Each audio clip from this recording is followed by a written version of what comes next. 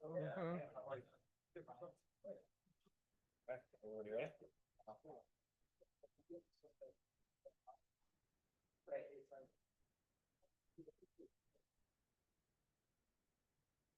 like to call to order the Town of Fraser Board of Trustees meeting on Wednesday, October 20th, 2025 at 5:59 p.m. Can I have a roll call, please? Katie Fisher, Adam Quicklin. Peggy Smith. Julie White, Katie Souls. And Brian Cirkvenick. Could I have a motion to approve the agenda with a couple of changes? Do you want to talk about the town hall exterior bathrooms or just leave that off? We got it off.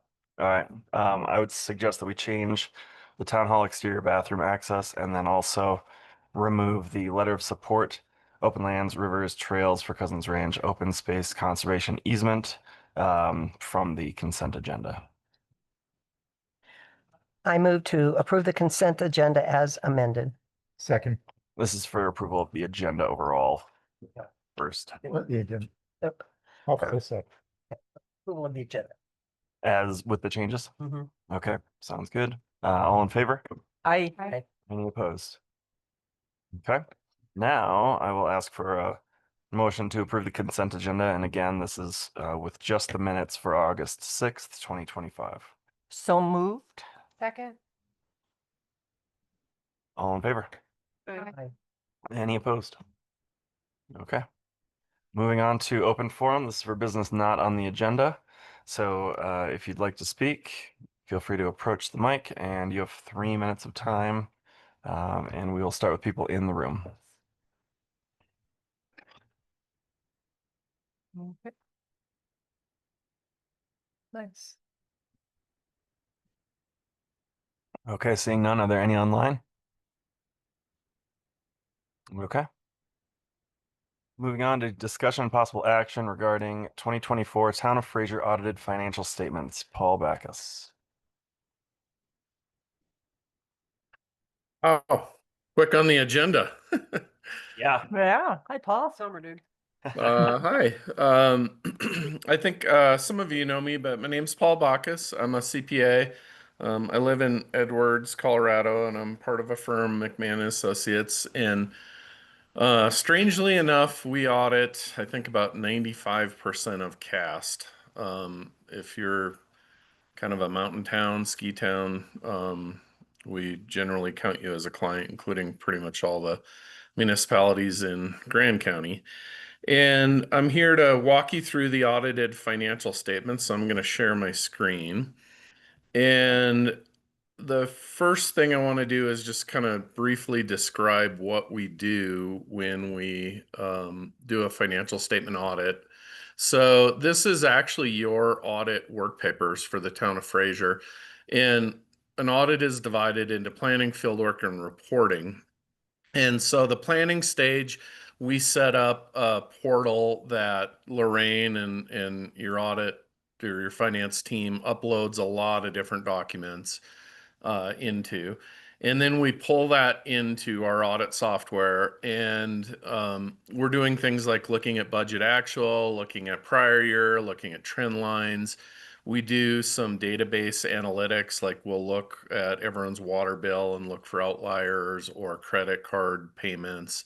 Maybe we want to see transactions on weekends, journal entries made on weekends. Those would be higher risk, things like that. We also read all your minutes, so I feel like I gotta attend all your meeting minutes. And then probably the most important thing is right here, this is maybe a little small for you, but we're going through and trying to understand the internal controls.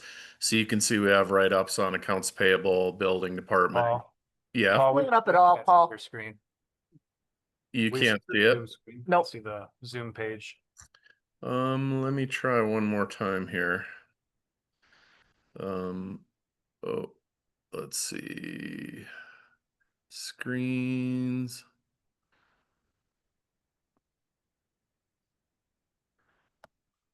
I would think that would be this. So can you see my cursor now? No. Yes. Did it come up? Yep.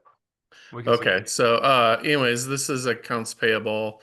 building, credit card testing, uh, cash receipting, utility billing, receipts, journal entries, planning, and then payroll, and then some other broad areas. And each of those is trying to understand, how does money come in, how does money go out of the town, and are we handling it appropriately? Do we have good internal controls? So that's the planning part. The field work part involves looking at your balance sheet, and your balance sheet is all your assets and liabilities. And the reason we do that is because then we know that fund balance is correct, which is a really key number, which I'll go through in a minute. But you'll see we start with cash and investments, and here we have various town accounts and bank confirms. And each of these is a work paper done to verify how much cash you have on hand at the end of the year. And then this was done by looks like Josie and reviewed by Lillian in this case. Um, and the goal is, if you have X dollars in the bank, we want to know it's in the bank, that it is invested according to, a reasonable, prudent investment strategy, that it's insured by FDIC insurance or the Public Deposit Protection Act. We actually go onto the State Banking Commission and make sure that your banks are treating your money as local government dollars. We do the same thing for receivables, which is broken out between, proprietary funds and water funds. So each of these is a work paper on, who owes the town money. Are we collecting it? When it comes in, does it get coded to the correct account? So your water payment doesn't go on your neighbor's bill. Your tax payment that comes from the county is correct, or the state sales tax. Um, each of those. So each of these is a work paper, and they're helping verify money coming in. Then we go through your capital assets. We want to make sure we're tracking all your assets. So we have a list of all your assets that were purchased, that are existing. We want to make sure they're insured, that they're depreciated appropriately. We'll go through payables. We want to make sure that stuff is split in the correct year. So you can see we have various legal agreements here. Want to make sure that we followed through on all our agreements. But basically, that money that goes out, is it a reasonable, prudent expense for the town to undertake? Is it paid timely? We don't like to see interest, late fees, things like that. And is it related to town business? Obviously it needs to be an appropriate expenditure for the taxpayer. We go through all your payroll. These are all your payroll policies, and then we we test payroll to make sure that you're paying your employees in accordance with what town council wants, and that you're reporting it correctly to all the various entities so that your employees get their credit for, Social Security, Medicare payments, things like that. We go through, you guys are kind of a bit unusual. You don't have really any significant debt, so that part's pretty easy. Equity, we're looking at, do we have correct table reserve? Do we have the correct reserves? Did we start this year with where we ended last year? Then we take another pass back through revenue and expenses, looking at, do transfers in equal transfers out, things like that. We go through all your grants, go through the joint facilities fund, because that impacts some of your partners. And there's some additional reporting that we provide to them on that. So you can see this is all the EQRs that rolled through that facility. Then there's things like various IGAs, ballot questions that you have, where resolutions that you've passed, where, it has an impact going forward. So we want to make sure we've complied with each of those, trying to make sure that we're handling the finances how council wants when you pass resolutions and ordinances and things like that. Same thing with the joint facilities agreement. Then we go through, check all the Colorado statutes that apply to town of Fraser. Make sure we're, at least try to make sure we're complying with statutes. We test journal entries And then depending on what you have for grants, we'll do some specific grant testing. So the goal of that is to produce the audited financial statements, which are in your packet. And if you look, it looks like we scanned in, pulled in either from your staff or other sources, 318 different work papers that help back up the information on the financial statements. So I'm going to jump into the financial statements, which are here. Can you see the financial statements moving? Well, little. Okay, let me just get to the top here. So, if you're on council and you're like, yeah, thanks for this report, which looks like 74 pages long. The reason it's so long is because it's really not just for council. It goes to like the joint JFF goes to all your partners. It goes to all the state departments for state grants. The Colorado State Auditor goes to the federal government for any federal grants. If you look in here, you'd see the state highway user report for as a condition of receiving your state highway user funds. Goes to your insurance relationships, your banking relationships. Actually, if in the past when you have had debt, it goes to the SEC. So there's just a lot of different parties that use it, and it's covered by an independent auditor's report, which basically would be referred to as a unmodified or a clean opinion. And it means, hey, all those parties that use this, they can rely on it and know that, we've done the work behind it, 318 different work papers to try and make sure that the financial statements are correct. And that doesn't mean to say that we don't make a mistake or have a typo here or there, but we've done a lot of work to help verify the numbers in here. Government financials have kind of different sections. There's a management discussion and analysis, which is prepared by kind of Lorraine and her crew, although we kind of take a first draft and then she kind of corrects us when we're wrong. But this is kind of a letter that has to follow a certain format and describes what's happened during the year. It has some charts and graphs in here and information maybe that's a little easier to digest. So if you don't like financial statements, section B would be a good place to spend time. As you can see, these are your fund balances over time, at least the last 3 years. What are big variances from budget? You can see description on those. What's happening with sales and use tax.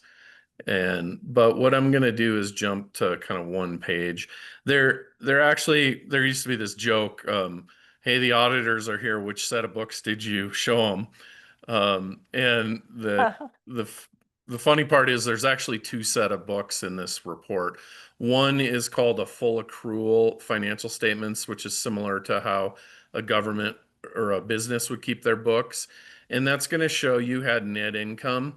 And what that tells me is on a long-term basis, you're not making yourself look better by taking on debt or not doing capital outlay, things like that. But really, what I want to focus on is what you as council follow, which is modified accrual. And it's essentially kind of like a cash basis. So I'm looking at page C5, and you'll see kind of big picture, you'll see revenues coming in. Think of those just as deposits going into your bank. So this is, money coming in. You can see 8.3 million came into the general fund. Across all your funds, 10 million came in. You'll note this does not include enterprise funds, water, wastewater, joint facilities. This is all governmental funds. So then we have money going out, and there's detail on what makes up general government, public safety, so forth in the back. But this is kind of high level. And think of these as checks going out of your bank account. So money coming in, money going out, excess deficiency, and then we have some other miscellaneous items here. And you get to this third line from the bottom, net change in fund balances. And that's how much did you add or use from your fund balances. You can see you drew down, used $100,000 more in the general fund than you took in. There's some reasons for that. Your affordable housing project, which I think you used to call it Victoria Village, and I still have that stuck in my head, but um, that's a big component of that. But that is essentially how much you drew down in your fund balance during the year in the general fund. If you kind of follow across, you'll see you had some increases in other funds, primarily the restricted revenue and the housing authority. That means you drew down 379,000 across all your funds. But the good news is you have good, solid, reasonable, prudent fund balances. So you started with 11 million in the general fund, 13 million across all your funds, and you ended with 10 million, 10.7 million. And I like to compare that to what you spent during the year. So you spent 9.1 million and another 30,000 that you transferred out. So you have, if you didn't collect a dollar's worth of revenue, you could operate for a little more than a year on the same level that you did in 2024. So I guess what I would take out of that is, yes, you did draw down your fund balances, but you have very good fund balances to begin with. Those are all reasonable, prudent fund balances. If you guys keep these good fund balances up, I'm going to vote for you to put you in charge of the federal government. So anyways, you see this 379, which is the reduction of cash in all your funds. And if you flip the page, you'll see this other set of accounting. So we take this 379, and now we're going to add back capital outlay items and subtract depreciation like you would for a business. And then your employees increase their accrued sick and vacation balances by 28,000. So that wasn't paid out in cash, but it's a liability. So that gives you that 1.9 million on full accrual net income that you have.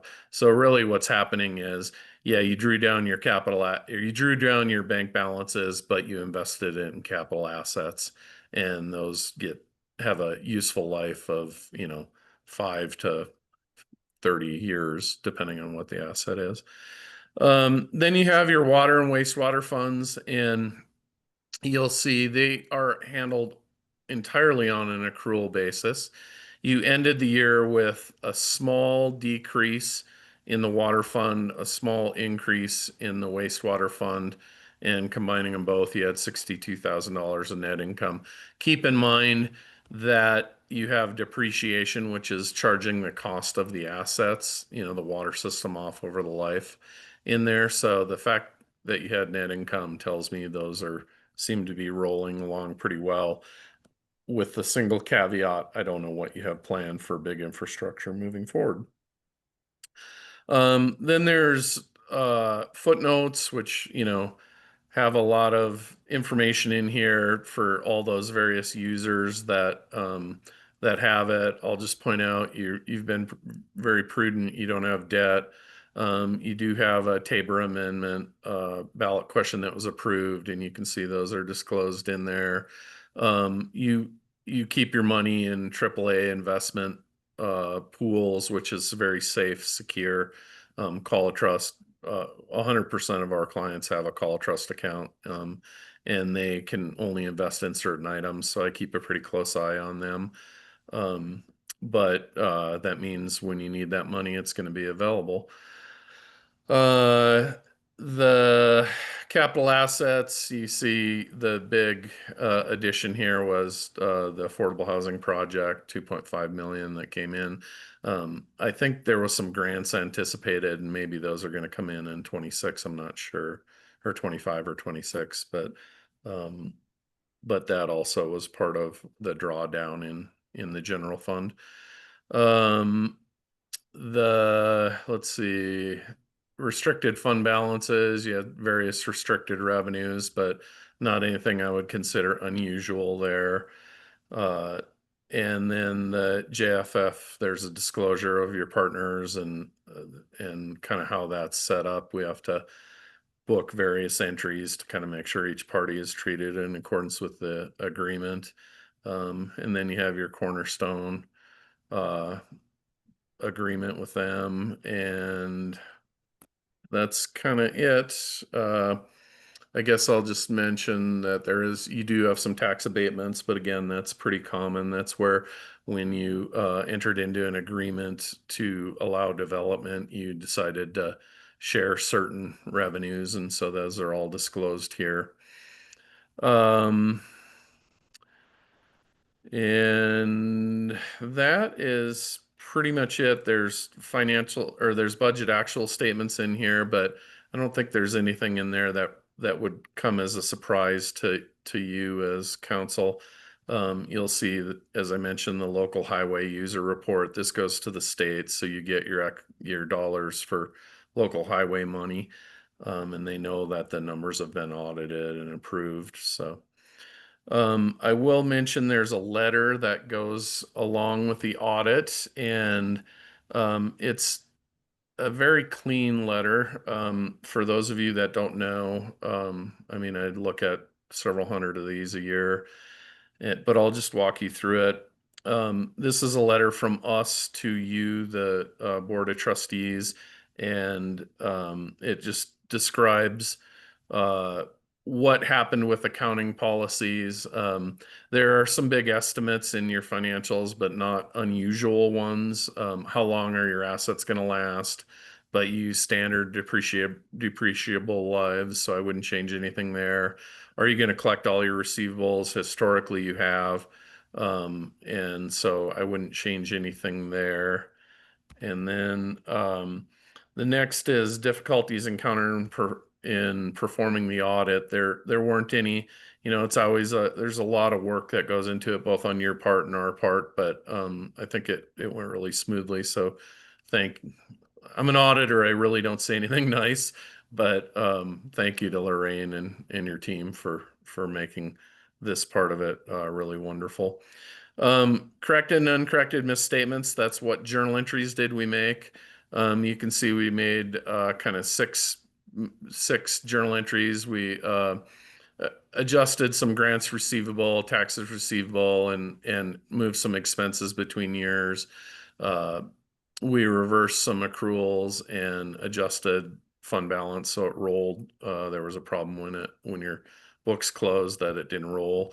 And then the rest of these are ones that we pretty typically record for you guys. So the good news is we're not adjusting cash. We're not adjusting amounts that are owed to the town or that were paid out to the town. And I think that's kind of critical. So the good news is the information you're getting should be accurate, not only from us, but from your finance team. No disagreements with management, and your staff has signed a management representation letter, which I refer to as a I didn't lie, cheat, or steal letter. So overall, it was a good audit, and I'd be happy to answer any questions you have. It's a lot to absorb. Yeah, It's pretty thorough. that's good news. Thank you. Appreciate that, Paul. Yeah. If Thanks, the Lorraine. board comes up with any questions, I'm happy to pass them along to Paul to get some answers back to you. And we can make a motion to accept the 2024 audited financial statements. I'll make a tonight. motion to accept the 2024 Town of Fraser audited financial statements. I'll second. Any further discussion? All in favor? Aye. Any opposed? Okay. All right. Thank you very much. I appreciate your trust and don't take it lightly. Yeah, thank Thanks, you. Paul. Have a All good right. one. Take care. All right. Up next is treasurer's report. Lori.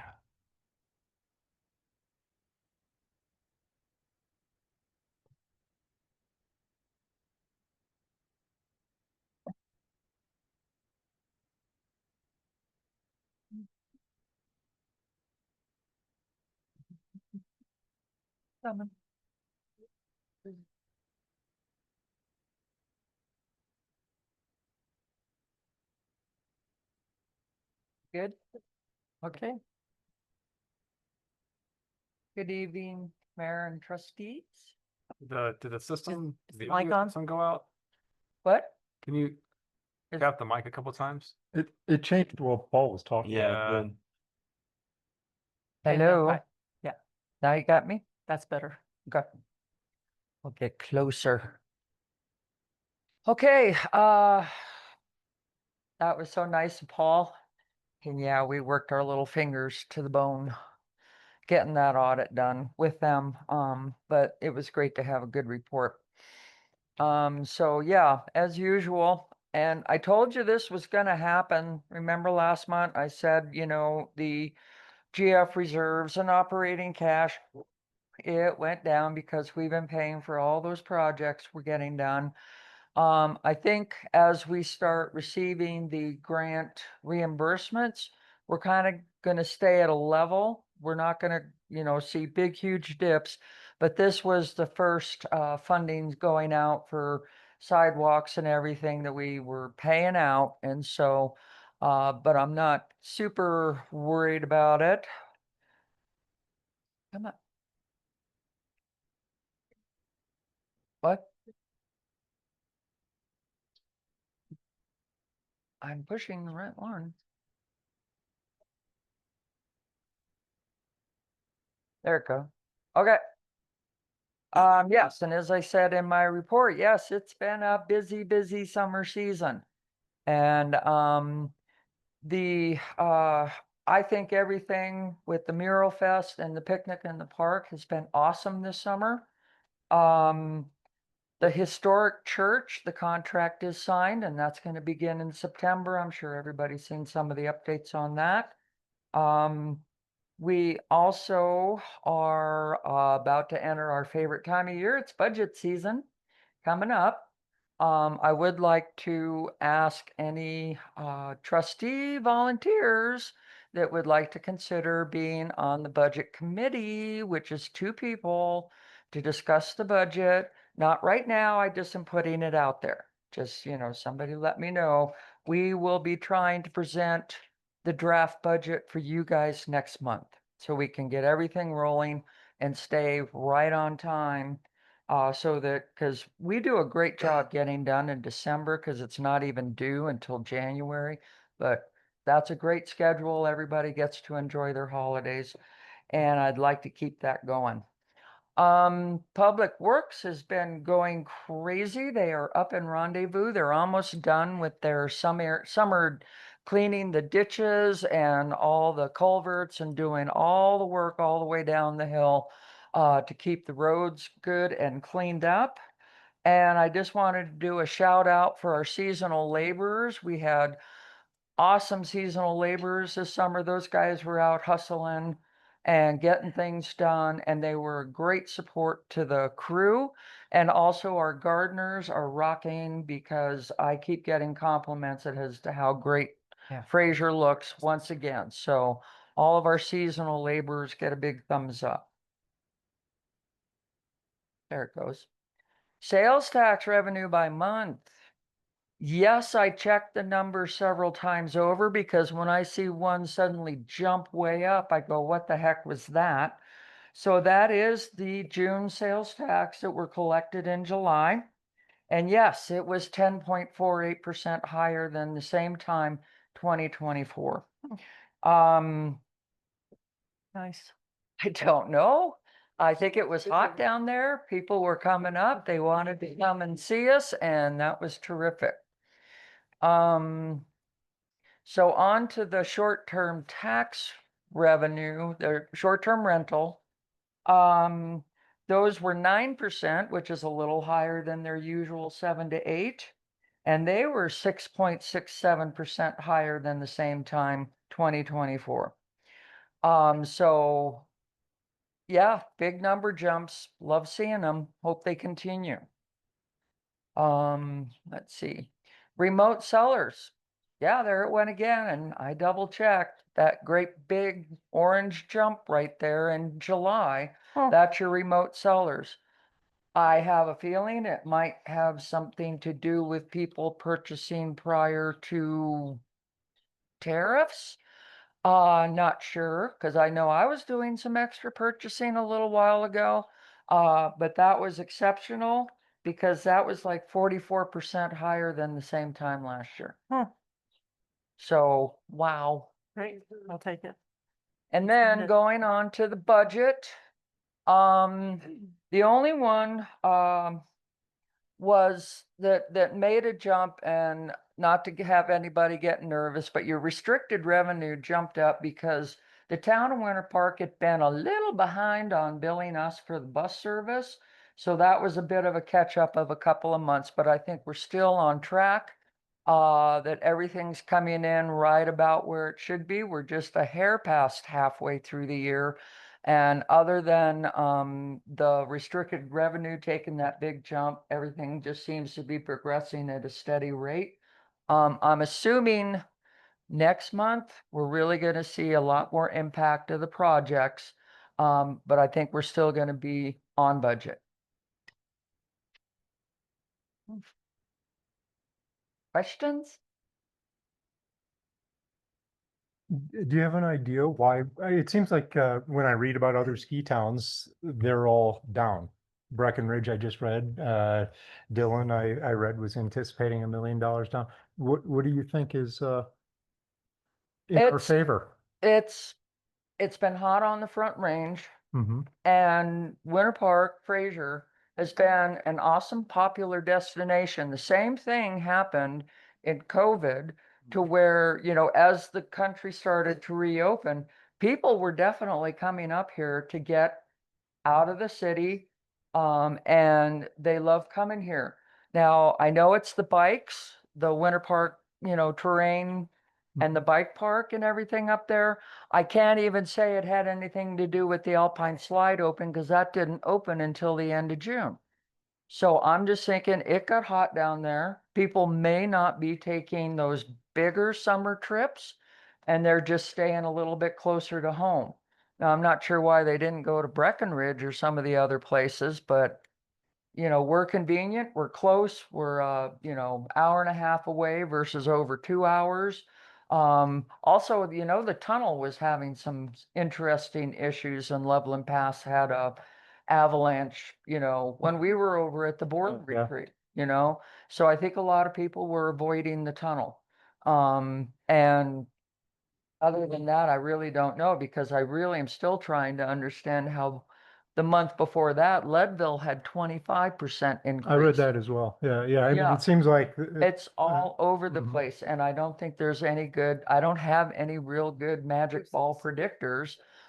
Except for we do have, some of our special events and some of the things in Winter Park. I know a lot of people will be up here. They love to go to the Thursday night music. They love to be at the music here.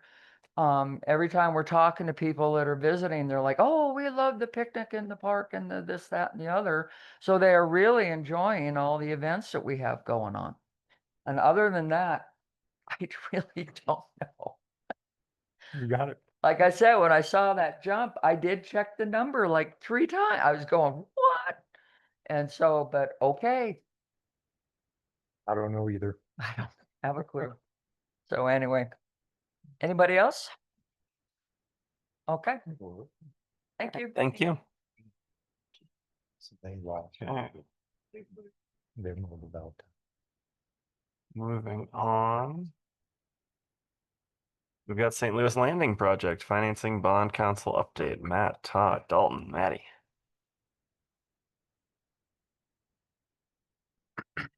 Good evening, board.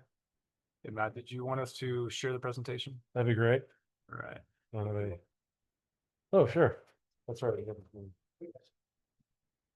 Can we introduce all the people in the front row so we don't have to introduce if we all interject? Yeah. I'm Matt Ginsberg, Mountain Affordable Housing. Todd is on the line somewhere.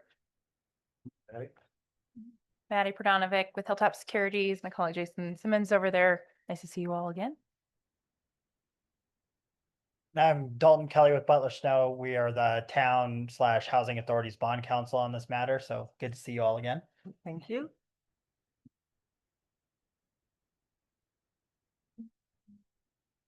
And I'm Matt Ginsberg again, still. I'll wait for the presentation. How are you all? Doing great. Thanks, Good. man.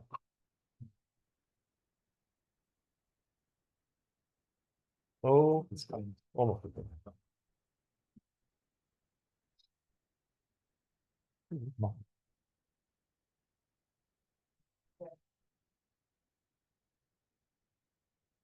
I can't speak to that, but it looks good.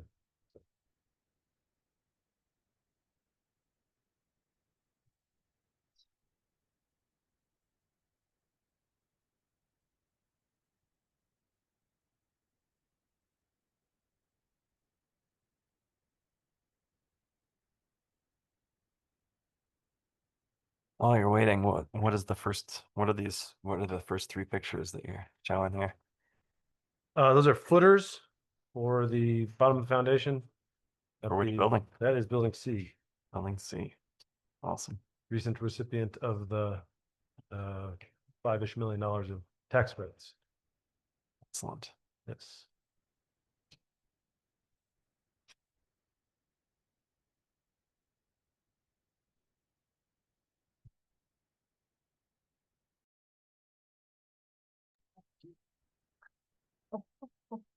All right, well, in the interest of time, I'm gonna go. I think at least you all have printouts, right? So we can front them. Give you the overview at least. We have a few more printouts too here on the table, if anybody would like that. It's an informational presentation. I don't think we're asking for anything, so that's so everybody take a sigh of breath. There's not a big to-do at the end of the presentation, in case you haven't flipped that far. Last time we were here, we had secured an invitation to underwrite for Proposition 123 for almost $13 million of additional capital for the project. Since then, we've applied to and been awarded about net $5 million of tax credits through the Middle Income Housing Tax Credit Program, which is a new program. It's a state housing tax credit program. And so that pretty much closes all of our financial gaps in our 3-building plan, which is what we're going to focus on this evening. Until you have questions about other things, then we'll focus on that. Okay, so and to remind everybody, that's building C, D, and E, that's 129 units.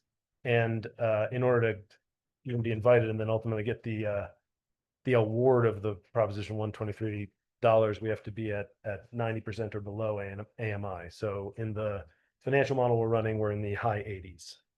I say 89%, we might be a little tighter than that, which is That's an good. average, right? Yeah, average. So we have things from 30 all the way up to 120. Right. Okay, well, per the mayor's question, utilities infrastructure have progressed on or slightly ahead of schedule. So if you drive by the site, usually I think the comment is there's mountains of dirt and lots of rocks, and that's part of the process. If you have specific questions about that, there's some folks from Big Valley here who can answer those. Todd is also online, can answer some of those as well. Building permits have been issued for C and E. The foundation footing permits separate from the vertical construction permits. Again, per the pictures on the front page, the footing and foundation work has begun for building C. Over here. Mhm.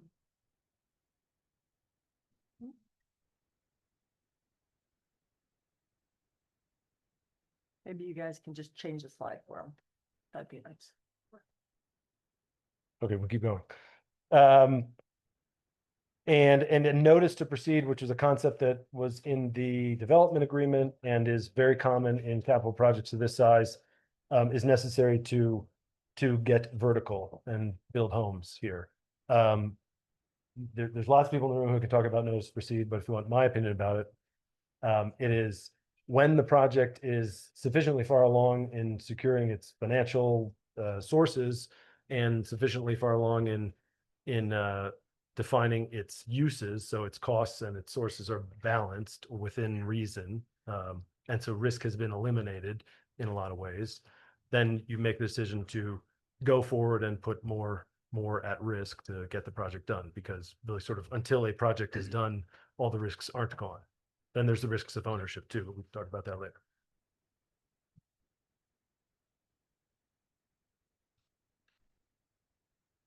Is that me? Oh, there we go. All right, sweet.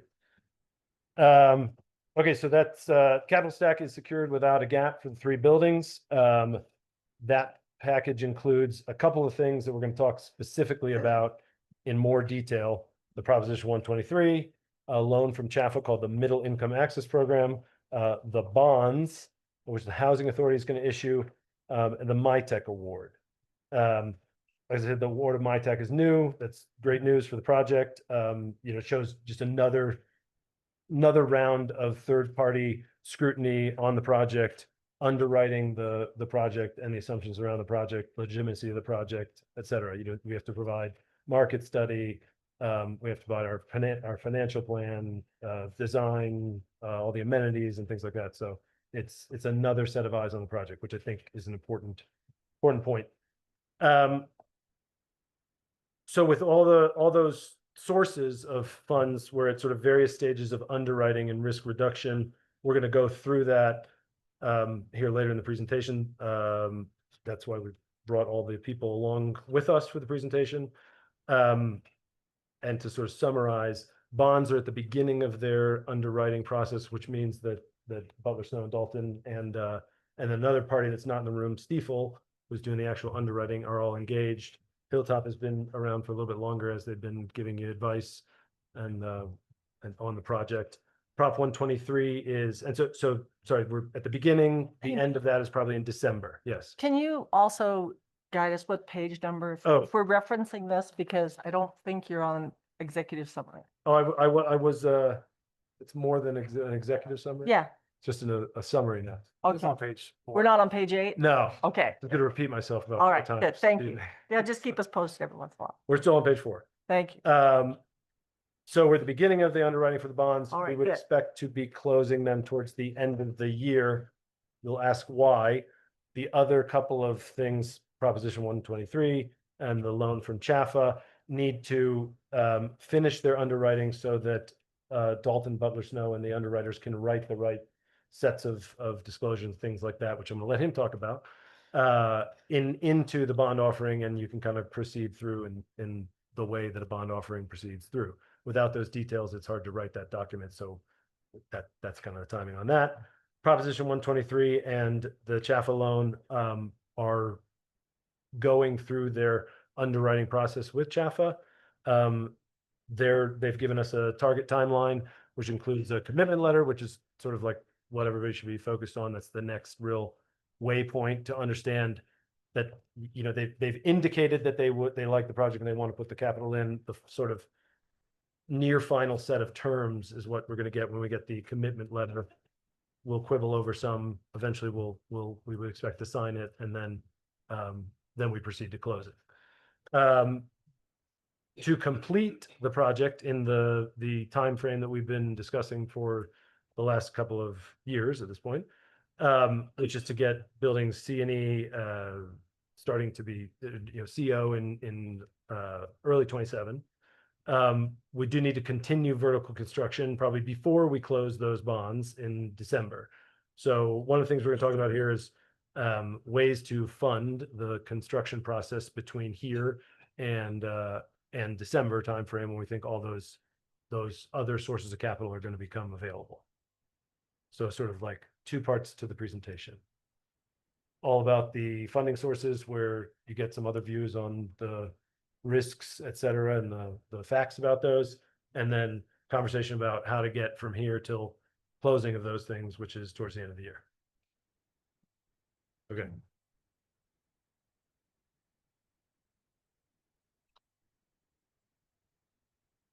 There we go.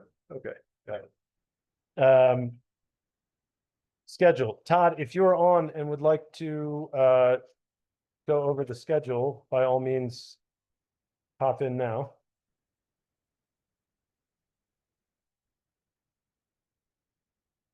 I'll make him a co-host real quick.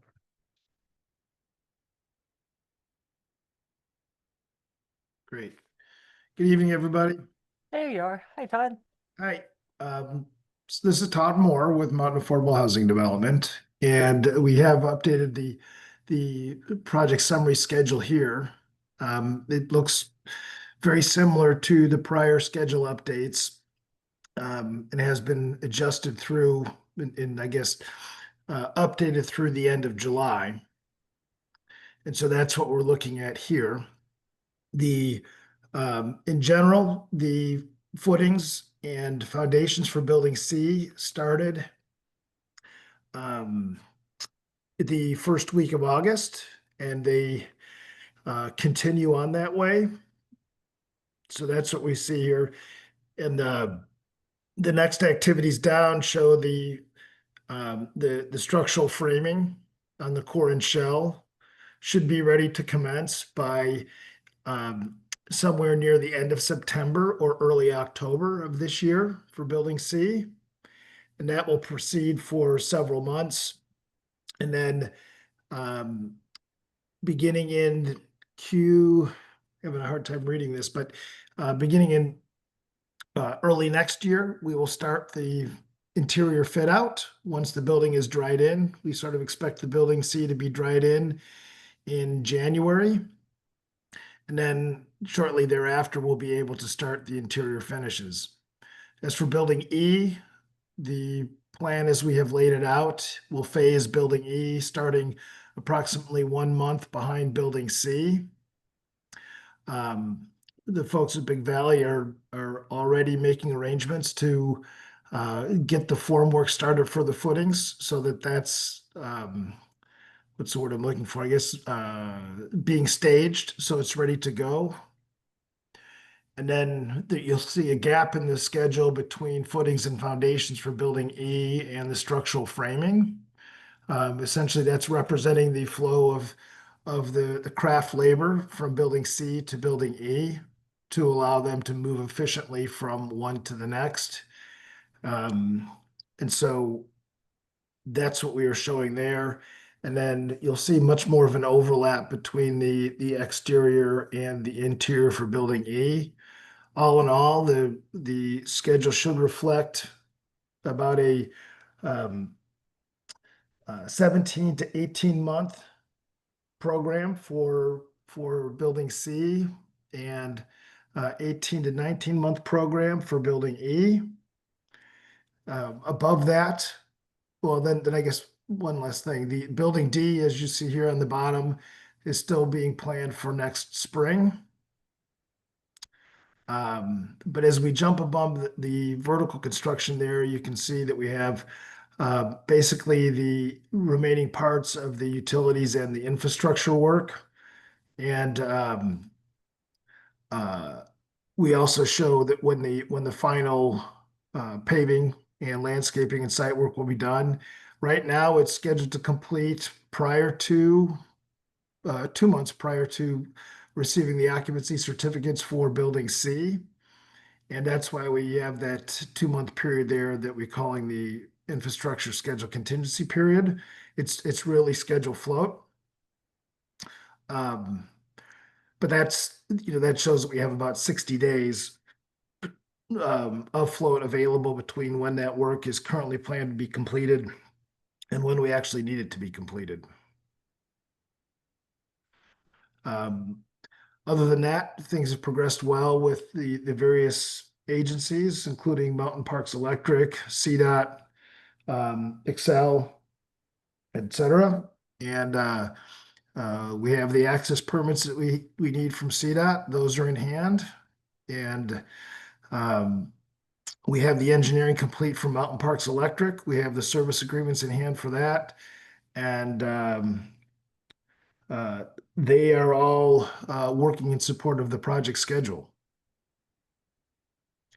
So all in all, things have been going well. The utilities and infrastructure work that's been put in place so far has been completed on or slightly ahead of schedule. So thanks to Big Valley for that. And we were able to get Park Avenue reopened within the allotted part of our period of time. And so that's turned out well. I'm sure that the local area residents are pleased to be able to use their surface road again. Mhm. So any word from Army Corps? Or are you just waiting to hear from them for the wetlands and the bridge? So for the wetlands and flood impact study, the FEMA conditional letter of map revision is in hand. And for the Army Corps, that package has been submitted to the Corps of Engineers, and it's currently under review. We anticipate that they could complete their review in the next 6 to 10 weeks. And if that is indeed the case, then we would proceed with the creek diversion and the bridge in October, November. If that's not the case, then we would plan it for probably February and March while the creek flows are still down. Mhm. And before we get full on spring runoff. Cool. Thank you. So we have a couple of windows of opportunity to get that work done. Is it safe to assume building D is waiting till spring because there's just not the manpower to make the foundations happen before? I think at the time we started, and because we need to understand where the rest of the Prop 123, et cetera, and adjust our development agreement, et cetera, come out, then yes, it's wait until spring. But at this point, I think it's really, we'd incur all those winter conditions if we tried to jam building D in here, unless anybody wants to. You want to jam building D in this year? No. Yeah, that's what we talked about. So Prop 123 is, it's not a grant, is it? No, It's a loan that you pay back, but you wait 30 years to pay it back, or is that- yeah, they call it equity. It's sort of, we would call it sort of senior equity or preferred equity, and it has some features that kind of look and feel like a loan, and some features that look and feel like equity. Shall we go to the next page? Mhm. So we'll talk through this page quickly. You've seen it about 9 times. It changes slightly each time, generally in a positive direction, I believe. And then the next couple of pages, Trustee Smith, we're going to go through the details of each of these items so we can get kind of like really into the weeds about what it is to be a Prop 123 dollar. Okay, so path forward. We sort of referred to the 3 building scenario as the Proposition 123 scenario because that it was enough funding to allow us to get the 3rd building done, and to lower the overall AMI of the project. So that's what you're seeing over there on the left. We've talked for a long time about a 2 building scenario that was building C and E. Just when finalizing the numbers, inclusive of the MyTech, we are almost there, but there's still a little bit of a gap in the C and E option. Also, as we've gone through the underwriting process for Prop 123 and Jeff and Maya and understanding those better, relative to when I stood up here and said, hey, we got an invitation to invite in sort of June or May when we were last here. It is unlikely to receive like no funding under that. It's not really a binary conversation. We might get terms or structure challenges just with our overall project that would move the number around a little bit, but sort of the concern about like a yes or no is significantly diminished here as we've gone through the process. We've provided them all the underwriting materials they've asked for initially, haven't had any red flags raised from any of that, so we're sort of progressively moving risk out of the project. So therefore, we ought to focus on that scenario because that scenario is likely to become the scenario going forward. So let's see, we've already done the first 3 bits, 13 million, $12.9 million, 129 units. It's got to be below 90%. We're about at 89 at the moment. Bond details are going to be discussed later, but we've got about 26.5 million indicative bond proceeds net to the project, a healthy amount of reserve funds, which are to pay interest during construction in the first year or so of operations, and to insure the bonds, because that's the way that the structure works, which I will let the other folks here on the team talk about in a bit. Remaining gap in that scenario is none. Key dates and milestones. So the Prop 123 and the CHAFA loan move together through their underwriting. Like I said, we've provided them all of their initial asks. they're reading that stuff. It's voluminous. They're going over it this month. We have a couple of touch points scheduled with them between now and the beginning of September. Sometime first half of September, they will go to one loan committee. Sometime second half of September, provided everything still sticks on schedule, which we're doing our best to do. They will go to the Chaffa board. The board is looking at the Chaffa MEAP loan, and they don't look at the Prop 123 because that's a different source of funding. And then the proposed schedule is sometime around the beginning of October. We will get our commitment letter for both those items. It is, if one were to slip, it is more likely that the loan, which is significantly smaller, about $2.5 million, slips than the Proposition 123. So those are key milestones on that one. Key milestones on the MyTech, in case you wonder about that. We've been awarded the tax credit, so now it's a matter of finalizing the structure of the project that moves those tax credits over to a tax credit buyer and negotiating the price and terms under which the tax credit buyer will purchase them. This is like the exact same process as if we were doing a LIHTC deal with federal tax credits. So well-trodden path there. Risks, sort of all the same as have been here, or you've seen some of these previously. Tariff risks, cost inflation risk, interest rate risk, all of which can change the availability of funds on the interest rate side, the cost of building things. That's part of the reason to keep moving at the pace that we're going now. And then the structure and the buyer of the MyTech credit. So we have to negotiate the price at which they buy credits. So there'll be a little bit of movement about whether it's 5 million or maybe 5.1 million, maybe 4.95 million net once we negotiate the final price. Questions on this page? Okay. Sources and uses page. One that we've discussed at length a few times. I think that there's another party on the phone right now. I think Aaron Nave from Holland and Hart, who's also counsel for the project, is on the phone. Since we have sort of like all the sources laid out here, I just wanted to kind of identify who's doing what to whom. Hilltop is helping analyze all of the things on there in general. Correct me if I'm wrong, anybody. Dalton, Butler, Snow are looking primarily after the very particular, lengthy, voluminous legal requirements of the senior debt. Holland Hart will look after all the other bits and pieces that require legal advice in the MyApp. They've done some of the grant bit already, and the MyTech funding and the Proposition 123. And Aaron, who's on the phone, who might say hi at the moment, has experience with other clients who are already in the Prop 123 program, et cetera, which is of great help to us. Good evening, everyone. Looking forward to working with all of you on the project.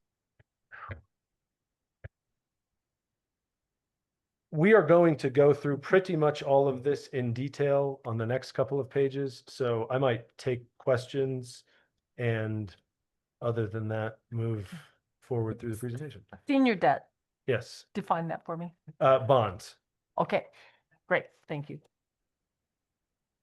And Dalton Kelly, the bond counsel, I think this, before we jump into the individual sources, it might be a little more beneficial to get a general overview of kind of next steps here and how they're fitting together. And so what's really driving the bus on the senior debt, which is the big debt here, is the revenue bonds that we'll be asking the housing authority to issue. And that's the largest portion of the revenue, anticipated to be about $33 million. Those are revenue bonds that are issued publicly to the market. And so we'll prepare an offering document that will have all the details about the project, the town, the different parties involved, risk factors associated with it. And then ultimately that's used by Stifel to market the bonds.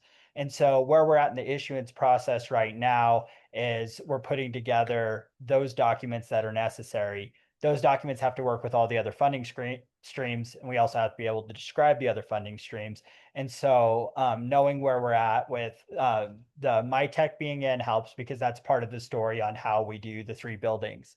The Prop 123 funds and the MyApp loan, those are in the underwriting process right now, but until we get a commitment from CHAFA, basically the indication I've got from their attorney is once you have the commitment, the signed commitment, you can basically count on those funds. And so when we're telling a story to the market about risk and saying, hey, here's our entire stack of money that we're going to use to finance the project, we got to know with pretty good certainty when the funds are landed, how certain they are, so that the market can understand the risk and of that.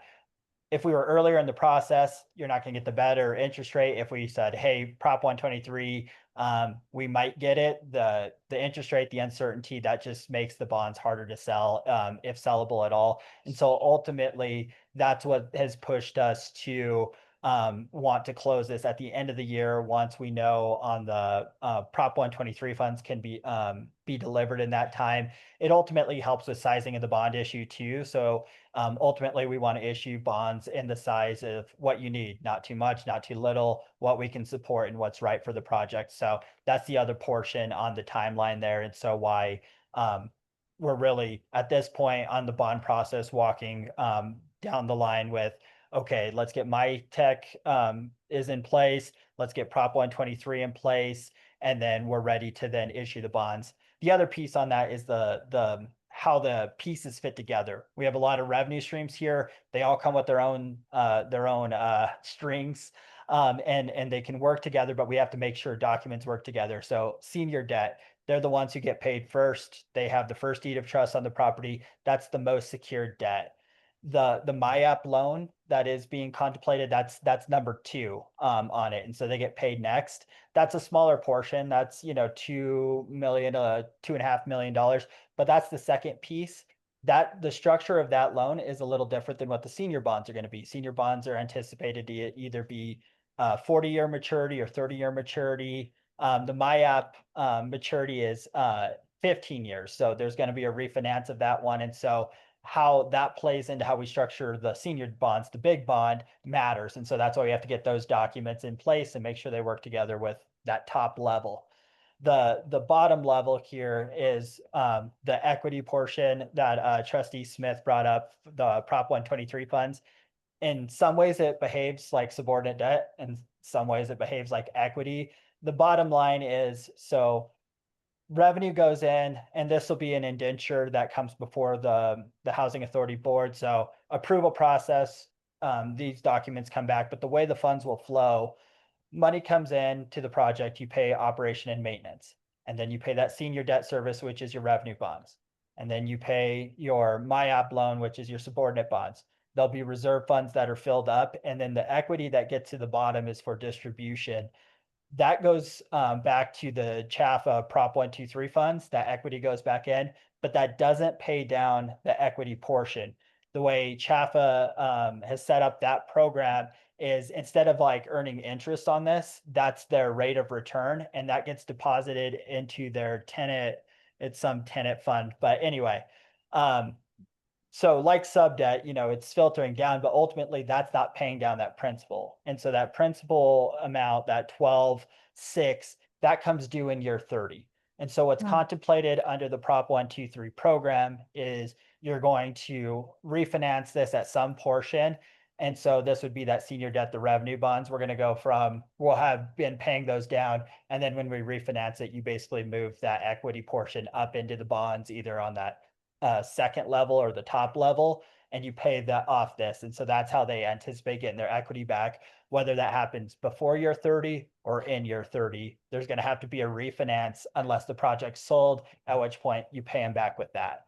And so that 30-year, what we call in the finance industry bullet, is also something that is going to dictate structure of your bonds, because that senior level's got to be set up to where the guy at the bottom can't get better rights than the one at the top here. And so that's another place that it has to work together. So just as far as how those pieces are fitting together, if you think about it as 3 layers, we got to figure out the bottom 2 have to be in place so that they all work with that top one, and we can size that top one. And then the way the money goes down the waterfall is that same way. Senior bonds, that MyApp loan, and then the equity portion that goes to the Prop 123. As far as process wise, as Matt mentioned, the Prop 123 funds and the My App, the information has been submitted. I talked with Chaffa. They think they have everything they need. They're in the underwriting period. They go to committee. That takes a couple weeks. Then they go to the Chaffa board a couple weeks later. And then ultimately we should see a commitment letter, which is more or less their term sheet. At that point is where we get their legal documents, that their regulatory agreement, loan agreement, and other necessary documents. We'll work over those in conjunction with Erin, make sure that they work from her perspective, but also our perspective of working with the housing authority bonds. And once we're ready to go there, then you're signing your commitment letter and those are essentially ready to go. On a parallel track, we'll be working on, and some of this is all the information you have before us, but there'll be a resolution that becomes before the housing authority board that's going to set the maximum parameters on the senior bonds, what you can issue. It'll also have that indenture that's going to secure those bonds, which has all the details. And then the offering document, the current draft of that will also be something that's available so that you can look at that and see the information. So as far as approval process, that does come before the housing authority board and will come sometime probably October, November, looking at closing this in December is probably where we'd be targeting on that, because legal documents are being dictated by Prop 123 a little bit. So we're drafting once we get those. So that's kind of the overview of the structure and where we're at. I can take some questions now if you have them, and we are going to step through kind of each individual source in turn here. And so we'll have some more details, but happy to answer questions whenever you have them. Thanks, Dalton. Thank you.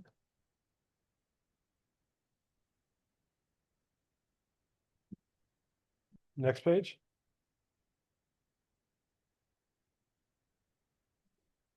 Okay. This is the pro forma. It is indicative. It includes all the assumptions that we have discussed and the latest up-to-date costs, availability of funding, et cetera. This is, again, the 3-building Proposition 123 deal, where for the period which Proposition 123 dollars are outstanding, that's the first 30 years, you split the cash flow that's coming out of the bottom of the structure that Dalton carefully went through just now, with them 50-50. Them, sorry, being Proposition 123. And it goes to a tenant equity vehicle, which was part of the Prop 123 bill, which I wouldn't dare give you the details on at the moment, but if you're interested, I can dig them up for you and explain it. Importantly for you guys, that means that based on the assumptions herein, there's a 3-year interest only period during construction and the first year and a half of operations. The first principal payment on that senior debt or the bonds is due at the end of 2029.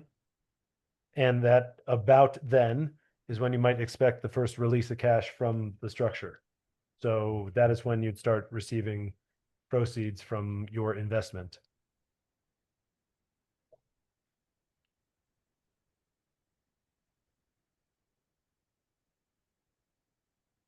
Questions? Okay. Okay, Proposition 123. So I think last time when we told you that we were awarded it, you had some questions about structure, which are all absolutely appropriate. So we tried to put a whole page together here and we can spend some time talking about it. It's a 12.9 million award on the letter we got. We're assuming that there's $200,000 of sort of direct costs of issuance. So we're getting net to the project 12.67. It's from a state tax funded program, which by this point you're probably familiar with. It is an investment of some form. We can argue about whether it's debt or equity, but it does come with terms that require it to be paid back by or before year 30, or on or before year 30. Like I said, the type still up for debate. Maybe we'll take a vote at the end of this. Partner is Chaffa and the state of Colorado. The financial cost to the program. they're sort of doing this backwards in the way they're listed here. There's a 1% issuance fee upfront. There's a 1% target minimum return, and then they share in 50% of the cash distributions. We believe the way that that works, although we'll find out a little bit further as we go through the underwriting, is that the 1% and the 50% are sort of fungible. So 1% is the target. We must have met the target because they invited us to underwrite. What they're going to take is the 50% share of cash flow at the bottom of the structure. So I think those sort of overlap one another if you want to think about them that way rather than stacking on top of one. Recourse is to the project only, so it doesn't require a town commitment. Must be repaid, like we said, by year 30. And what Dalton was starting to go through is that the source of repayment on that is really going to be to refinance your bonds. So as sort of in the least amount of words I could say it, today the project revenues support bonds that of a certain amount, $32 million, like the presentation says, that amortize over 40 years and carry an interest rate of 6.3%. And those are all indicative numbers and they're all going to change, as I always say. And they fund a couple of like $6 million of reserve accounts. One of those reserve accounts is unique to construction. That's the capitalized interest account. It's about half of that. And the other reserve account is unique to just the structure of the bonds, and it needs to be outstanding as long as the bonds are there. So in the future, if you go in year 30 to refinance the bonds, you'll have the one reserve account that needed to be there still outstanding, and the other one that's unique to construction will have already been dispensed or dispersed in the proper way. You could imagine that since it's a long-lived asset, you might be able to then go issue bonds again at a point in time that acknowledge that the asset lasts more than 40 years. So if in year 30 you're issuing bonds again, you would expect to be able to issue bonds substantial enough to pay down that additional $12 million of equity/debt from Proposition 123. I'm going to let the folks behind me talk more about that in a moment as they wish, but that's the plan, is to just go through the same process that we're going through now for senior debt. In 30 years, it will be sort of pre-baked in the terms that the team is working on here with investors, or at least sort of known to investors that it's in year 30, we're going to do this. And then of course, it'll be subject to market conditions 30 years from now, which unlikely that any of us are going to be sitting here for that. But so questions on that particular issue, because I know that's probably the scariest part of this piece of funding. It's sort of under market equity that feels a little bit more like debt. So that's So you're paying 1%, right? So we actually think that's consumed by or held within the 50% of cash flow. So I don't think you're paying an additional 1%. I think you're just paying the 50% of cash flow. Whichever is greater. Yes. I think the way You're that paying 1% on the 50. Sorry, the way I would look at it Right. is it's a minimum 1% return. So that's how they're underwriting it. So essentially, if they look at the pro forma and the cash flows don't dictate that over that 30-year period, they get 1% back, then they would likely change the amount that would be awarded to the project, as Matt kind of talked about initially at the beginning of the presentation. So that 1% is sort of a minimum threshold that has to be met. Their hope, obviously, is that it's above that because they're taking 50% of the excess cash flows off the bottom of the project. And so in reality, like in here, I think you end up at like $3 million of funds that are essentially going to them. So you're certainly meeting that 1% return threshold. You're actually exceeding it, if that makes sense. So at year 30, you're refinancing this, but you still have 10 years left on the 40-year term at 6.5. Yeah. So I think, and some of this, candidly, we are still kind of working through the process, as Dalton mentioned, of figuring out what the revenue bonds actually need to look like to accommodate these other sources of funds, because they can't kind of cross paths. They can't contradict one another. So what that likely will mean, because an investor of the revenue bonds, so somebody that's buying the bond that's issued by the housing authority, doesn't necessarily want to take the risk that you're actually able to refinance out that Prop 123 equity in year 30. while they still have bonds outstanding. And so what that likely will actually look like is instead of a 40-year amortization or 40-year repayment structure on the revenue bonds, we may have a 40-year amortization, meaning we're structuring principal payments every year as if you're amortizing it over 40 years, but we may have a bullet payment in year 30 so that that syncs up with the likely refinancing of the Prop 123 equity. And then at that point in time, we would just essentially have to kick out the final maturity to be whatever it needs to be at that time to absorb the remaining portion of the revenue bonds plus that 12.9 million of the Prop 123 repayment. And the 12.9 million, it just stays that, it doesn't take. Exactly. into- Okay, good. Doesn't, okay. That won't be much money in 30 years. The way where things are going. Just one note too on the refunding. Typically with bonds that we issue, there's usually a 10-year lockout and then you can refinance it in year 10 and beyond. And so it's common that you're going to issue bonds, especially of this type that has construction risk and lease up risk and stabilization on the front end, that you're going to issue with the idea that you're going to refund down the line to get a better interest rate and hopefully take advantage of that for increased cash flow once the project is built, performing. And so it's not uncommon to be planning on a refund. Just what we have here with these two obligations is we know we're going to have to do a refunding by year 30. And so once we get closer to year 30, we'll have the ability to call the bonds. And so it'll be just an exercise of when do you do that and what's most advantageous. But I just wanted to note, like going into, especially when we do housing projects, these types of things, you're often contemplating a refunding. Here it's just going to be necessary is the big piece.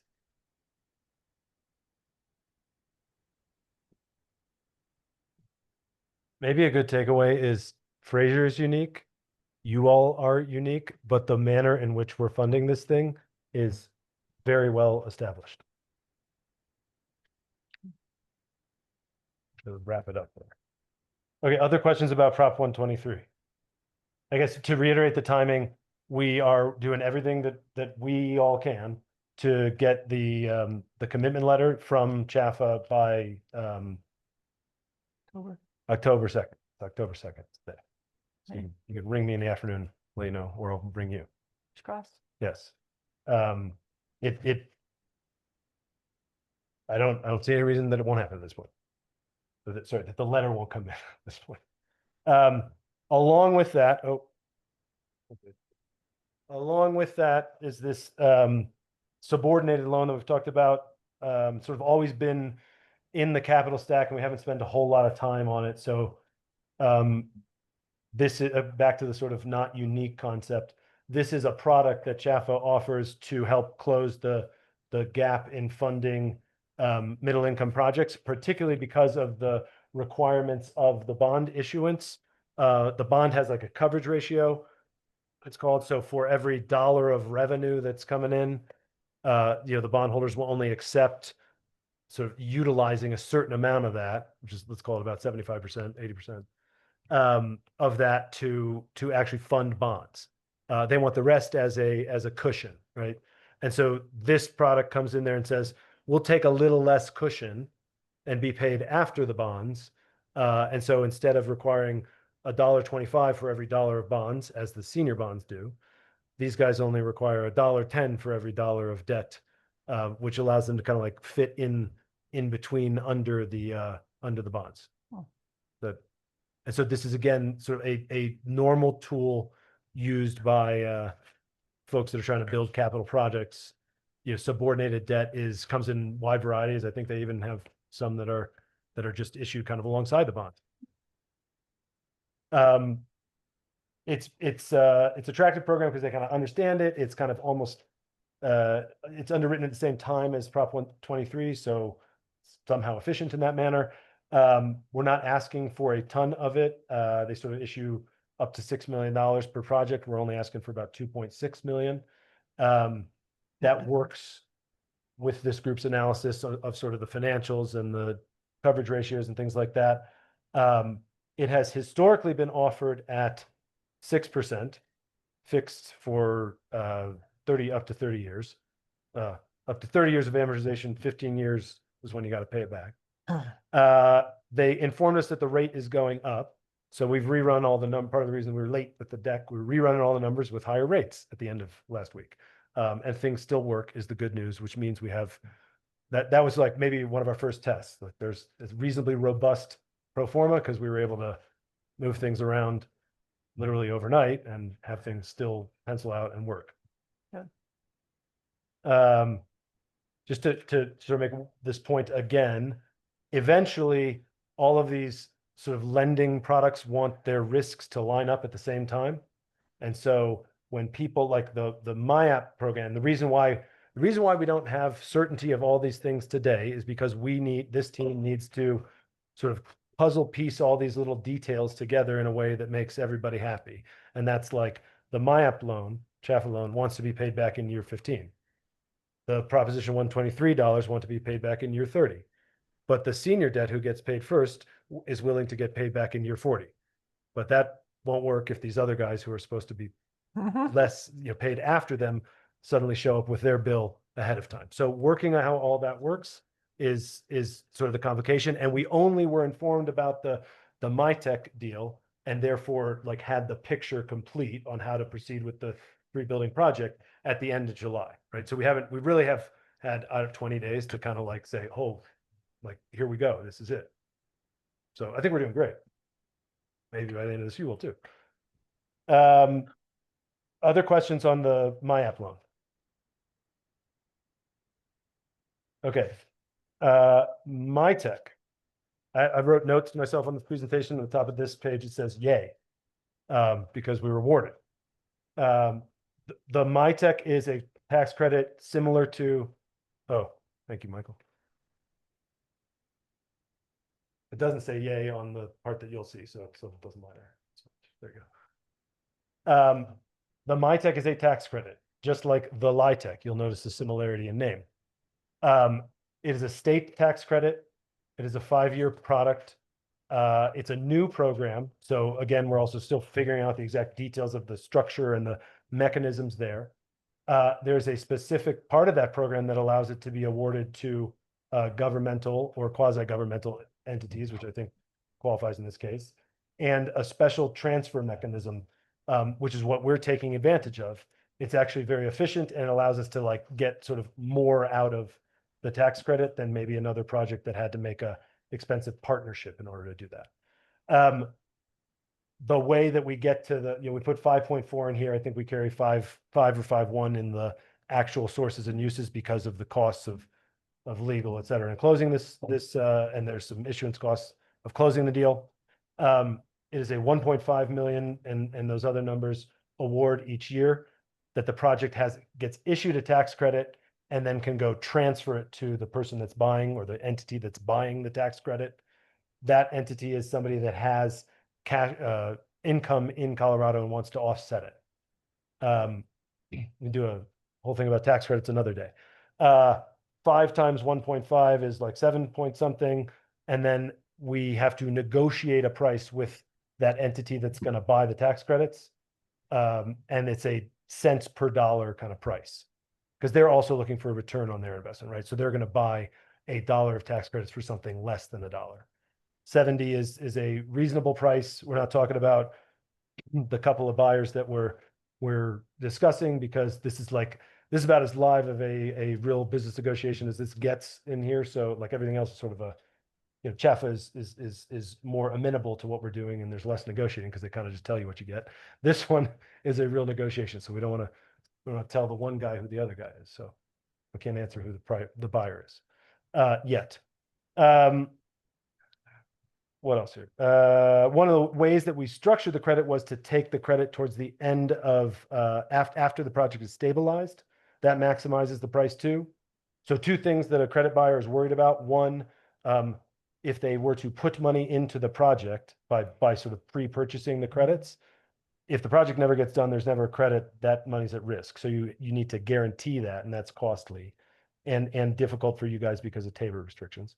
And then 2 is after you get into operations, you need to not violate the affordability covenants that you get along with these credits or any of the other financings.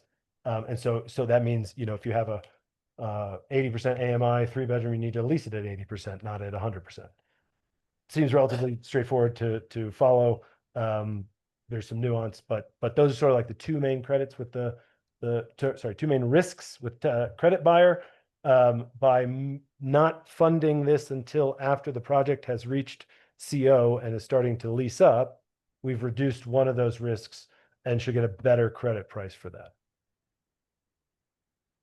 And then relative to the other things we talked about, this is like awarded, and we are negotiating with the tax credit buyer, finalizing the structure, getting documents in place, as opposed to the other two items we were just talking about, which are still going through, well, three really, which are still going through levels of diligence, and so aren't quite at the point of, like trading documents, which is sort of when you know you're there. Questions? That's the newest piece of the structure. So Does this go to pay off the construction loan at the end, or? that is a great segue to the bridge loan conversation that we'd like to have here in a moment. Yes. The next page is a structure page, which, unless anyone really desires to discuss it, since it's number one indicative and not finalized yet, I don't think there's a whole lot of, I probably should have left it out. Sorry. Everyone talk about that? And finally, bonds. We'll let the rest of the team talk about the bonds.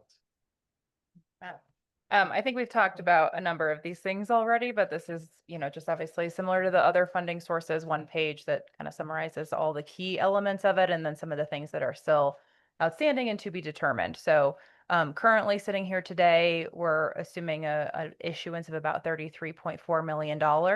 As Matt alluded to earlier, that's really dictated by that's essentially the maximum we can borrow under the projected revenues from the pro forma, assuming this 1.25 times debt service coverage ratio, which is kind of the minimum that we would expect to need to be able to market those bonds to investors, because they want some cushion to make sure that they're still getting paid even in a potential down year where maybe revenues are not what you anticipated. These bonds would be issued by the housing authority. There's no backing by the town. We're not talking about a moral obligation pledge or anything like that. These bonds are sized based on an assumption from based on the $250,000 per year from the town for 15 years that's going towards the project, as well as the same amount per year for the same term that's coming from the Fraser River Valley Housing Partnership. So those revenues are factored into this sizing based on those coverage ratios. There's still some, I think, legal work that we need to do around that regarding in appropriations and things like that as to how those revenues are being described and what we can and can't rely on in the marketing to investors. But that's still in the works as we're working through the initial stages of drafting these documents. We're assuming an interest rate right now of 6.30%. That is subject to change based on interest rates between now and when these bonds are actually sold, which we are assuming that will occur in early December based on kind of the timing of all these other funding sources being more definitively known. It is assuming that the sizing of this includes cost of issuance as well as the reserves that Matt mentioned. So a capitalized interest fund, which is funded to cover interest costs through construction period or a portion of the construction period. And then a debt service reserve fund, which is essentially funded and will sit there. It does bear interest, and that interest is used to help to go towards the debt service payments. But that again is another requirement that we would expect from investors in those bonds to make sure there's some backup funds to be able to pay debt service again in a year if revenues don't materialize in the way that we're anticipating in the pro forma. The security here is they will have that first lien. So I think Dalton mentioned this. They get that priority senior lien on the property itself. As I mentioned earlier, we're anticipating a 40-year term, but as we're kind of working through some of these other elements, that might end up staying as a 40-year amortization, but a slightly shorter term with a bullet maturity. And then from a processing and timing, and Dalton can speak to this a little bit more detail, but we're in the very beginning stages of really honestly analyzing the sources of these funds and how they sort of interplay into the revenue bond issuance, which will then allow Dalton and his team to be able to actually start to draft those documents that he mentioned. So there's a document called an indenture, which really kind of governs how all of these things work together and what happens when a single dollar essentially gets received from this project, how that gets allocated and where it goes. And so that all will really start to take shape here in the next month or two as we have a better understanding of some of these funding sources and the legal requirements within each of those. And at that point in time, we would come back to the Housing Authority for approval for the issuance of the revenue bonds, assuming everything continues to move forward, and then targeting a pricing in December. I will note that from a bond investor perspective, they want the certainty that all of these funding sources are available, right? Because the full construction, the full project is, and those revenues are what they're relying on for repayment of their bonds. And so they want to know that the Prop 123 funds are secured in X amount, and that the MIAP funds are also secured in Y amount, and that the MyTech funds are secured at what cost per dollar, right? So that we can be able to describe to them in this document that will go out as a disclosure document that says, hey, this is the cost of the project. These are all of our funding sources. We're able to meet this, and we don't, anticipate needing any other funding sources, and it includes some contingency, et cetera. So that's why we're sort of where we are in the timing process. We have to make sure that those other pieces fit first. And then once we do, we're able to start that bond issuance process. I don't know if there's anything you want to add.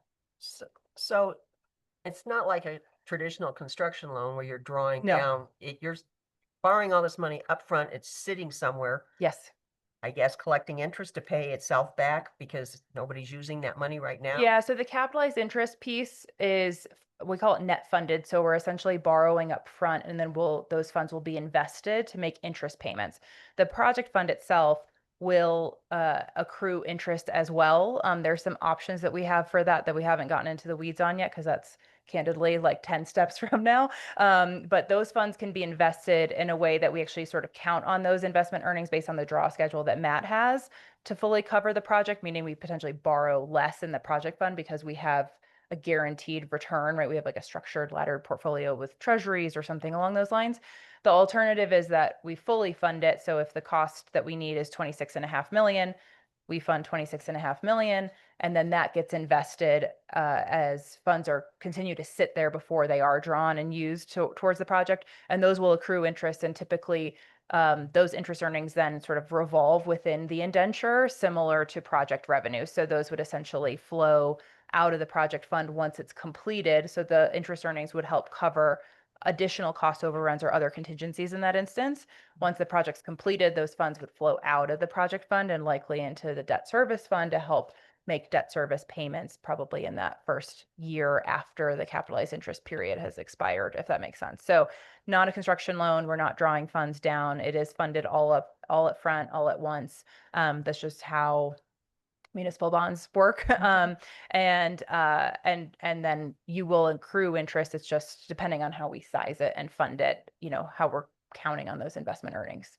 So in-house, then the Housing Authority would Yes. be holding that money probably with Colorado Trust? So it'll actually sit with a trustee. So there's another entity that we haven't talked about yet. I know there's a Okay. lot of cooks in the kitchen here. So there is a trustee that is essentially representing bondholders in this instance to make sure that the Housing Authority is doing what they said they would do, and that Okay. the project is actually getting constructed. And so those will sit with them. There are allowable investments within that. And that said, at most instances, we would see something like a mutual fund or LGIP type of investment. But in this instance, which is Colo Trust, Okay, in this thank you. instance, though, it probably would make sense given how definitive, the draw schedule is, particularly by the time we'd actually go to issue bonds. Depending on where interest rates are at that time, you actually might get more bang for your buck if you're doing what we call a laddered portfolio, where you're actually saying, okay, I need to draw $2 million in a month. So I'm going to invest 1.8 million to provide a little buffer in this security, this US Treasury that matures in a month, right? And so that's a conversation we can continue to have. We are not investment advisors. There are folks that obviously can help with that, but that's it would not show up as essentially as like in the Housing Authority's Okay, account. great. Okay, thank you. Anything else? Yeah, Maddie did a great job covering everything. I just want to highlight one point and then add one. On the security piece, this is meant to be project finance. So the revenues that are pledged are just what's coming off the project, subject to annual appropriation of the town and Fraser River Valley Housing Authority of the $250,000 each committed, contemplated under the development agreement. But this is the only thing that's actually pledged to bondholders is the project revenue. And so the security for bondholders is project revenue, and ultimately there'll either be a deed of trust or a mortgage on the property. So if this defaulted, they could foreclose. Similar structure on the Prop 123 and the MEAP. And so all of it's payable just from project revenues. And then there will be this deed of trust with the ability to foreclose if for some reason they were in default and that default was not cured. So that's really the legal risk on it. It's not like the town's general fund or anything. It is project revenues and ultimately the project. The other thing I'll note, and we talked a lot about kind of the project proceeds. One of the other things we're doing, talking about project revenue, and it's the debt service coverage is for protection of the bondholders, but it also helps make sure some of these other things get filled up. So that's the second level of debt. We got 125 coverage. There's money to pay the second level of debt. There's money for other things. One thing that we will have under the indentures, we're contemplating the debt service reserve, which helps if you're a little short in a year, it helps make bond payments, but there'll also be other reserve funds that help make sure the project continues to operate in the future. There'll be an operating reserve, there'll be some capital refresh reserves. So within this structure for the bonds, money's going to come in, pay operation and maintenance, pay the revenue bonds, pay the MIAP, and then we're going to start filling up these reserves, which help protect against default, protect against big repairs that you got to do, protect against operation interruptions, so that all this money's kind of there to ward off some of these risks so that this thing is taking care of itself. And then ultimately, after those things are full, that's when that equity hits the bottom. And so that's what's contemplated right now in the pro forma. It's contemplated that the money's rolling through. We might catch a little bit more of what's rolling through in some of these reserve funds so that the project has the money it needs for if a boiler goes out or if you need to refresh apartments, stuff like that. So that'll be another thing that's contemplated, but I think it helps wrap your mind around like, hey, okay, we get how the bonds are being paid, but are we about to be asked to flip this thing in 15 years? There's going to be some money set aside. Whether it's enough will be a question at a certain point, but there is going to be money set aside for some of those big costs that'll come down the line, knowing that this is going to be a 30, 40-year financing.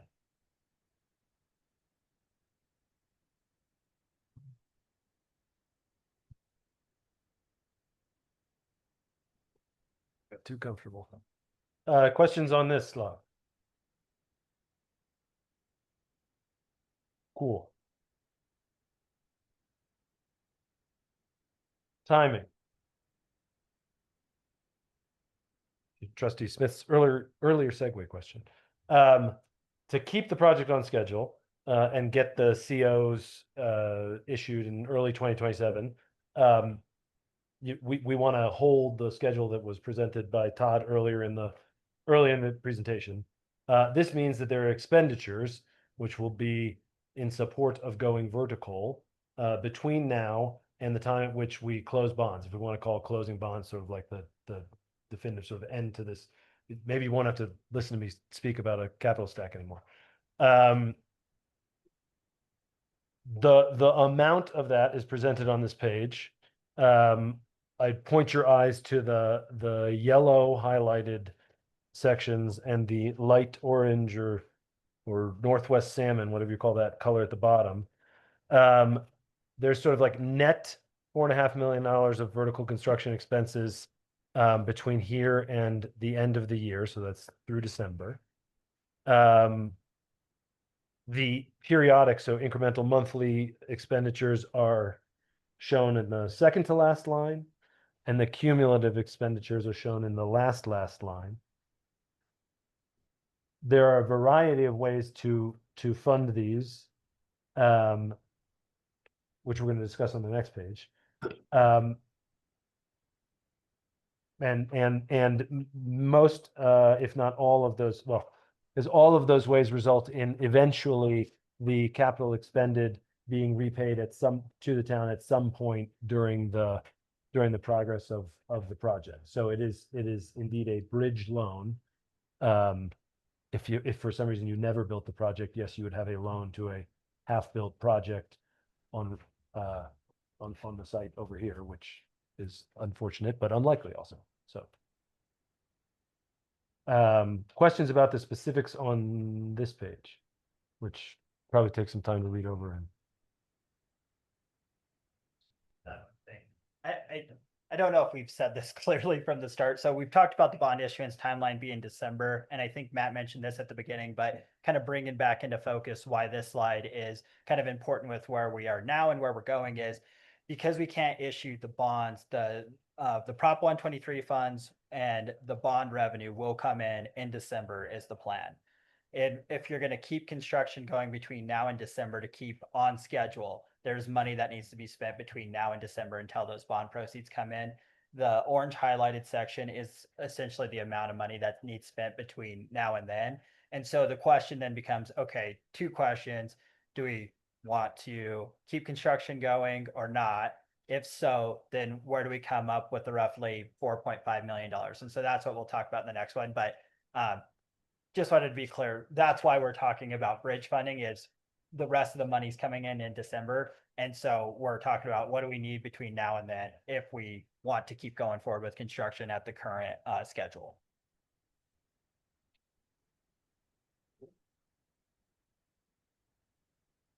You know, if I just think about it myself, perspective wise, this is not a whole lot different than the amount of money that you have already invested in the project.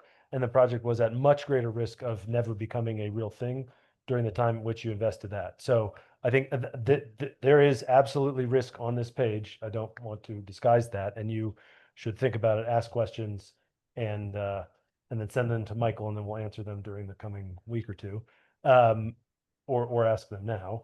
But going back to the theme of not being unique, it is not unique to continue to incrementally invest in your capital project as the risk is reduced and the likelihood of the success that you plan for becomes greater. Also, one might argue that if you don't do that, you don't get success. So what's the interest we're foregoing if we take the money out of the bank? Okay. Next page then, eh?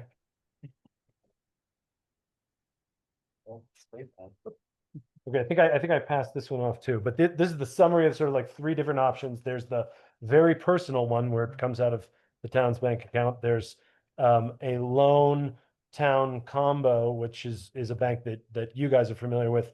And then there's an impact investor who actually lent you the money to buy the project in the first place, to buy the land in the first place, who expressed great excitement about it. And then there are pros and cons to each of those. So the typical return on investment that we have for cash sitting with Colorado Trust, 4% a year. That kind of safe to say right now. Mhm. You know, some of the previous years we enjoyed like a 5%. I think right now I think 4 is pretty realistic. And you can structure that as you need it, which you don't need the full amount right now. You know. Yeah. Whereas if you go to the 7% guy, you might want it all up front. Yeah, so as we talk through these options and really and Matt mentioned this at the top, and we'll talk about this at the end here. We'll have a discussion around the notice to proceed, whether you want to keep going or what the implications or options around that are. But in the event that you want to proceed in some form or fashion, it really is how do we get from now in August to September, October to December, and how that looks. And so there's flexibility, different levels of flexibility, different levels of commitment in each of these. And so it's just a couple different ways of getting to 4.5 million. So we'll start with the town of Fraser loan. The concept here would be the town of Fraser loans money to the Fraser Housing Authority to keep the project going. The reason we loan it to the Fraser Housing Authority, and this is an item that is for the Fraser Housing Authority later, is there is provisions in the federal tax code that allow you to reimburse yourself for prior expenditures with tax exempt proceeds of your bonds. And so the idea would be whether we're going to use bond proceeds or the MyTech funds, and there might be a desire to use the MyTech funds to be the reimbursement mechanism, which then makes all these look like loans that go to 2027. And the reason for that being, if we don't use one of these options to cover that MyTech gap until that 5 million roughly comes in, we're also now just setting up another, we have to finance that $5 million with something else. And so if we can do it once, that's the idea right now. We're continuing to vet options, but what the idea would be is you would take funds that you currently have that are not encumbered, not committed to something, and the amount of $4.5 million, loan it to the Fraser Housing Authority. That money would be invested until it's needed. So that prior slide on the drawdown, you would take out the first bit, but the rest is still drawing investment. That loan then eventually goes down. All the money is out by December. Revenue bonds come in. At that time, you could reimburse yourself with bond proceeds, but from the capital stack perspective, we're probably waiting until 2027 to repay the town those funds with the money from the MyTech. And so really the opportunity cost here is what would we gain on interest of that 4.5 million over the next 2 years is your question. And as you're comparing financing options, it's a math problem on these. And that really leads into the second option here. And so the town has reached out to Citywide Bank, who you guys are familiar with. Now they are, I believe, a part of UMB Bank, who we work with often in the municipal finance space. They've expressed interest in doing some sort of bridge financing for this project and the amount that's needed. The idea there would be the Fraser Housing Authority would issue an obligation to UMB Bank. That is what we call a bond anticipation note. And essentially, the security for that obligation to UMB is, hey, if you give us $4.5 million today, when we issue the bonds or when we get the MyTech credits, we will give you back $4.5 million plus interest. Because the only security for them is that later issuance or us completing the project to the point that we get the MyTech funds. It's not great security for them unless they have something else, because ultimately then their risk is execution on the project. And so what they will require is some sort of guarantee from the town on those funds.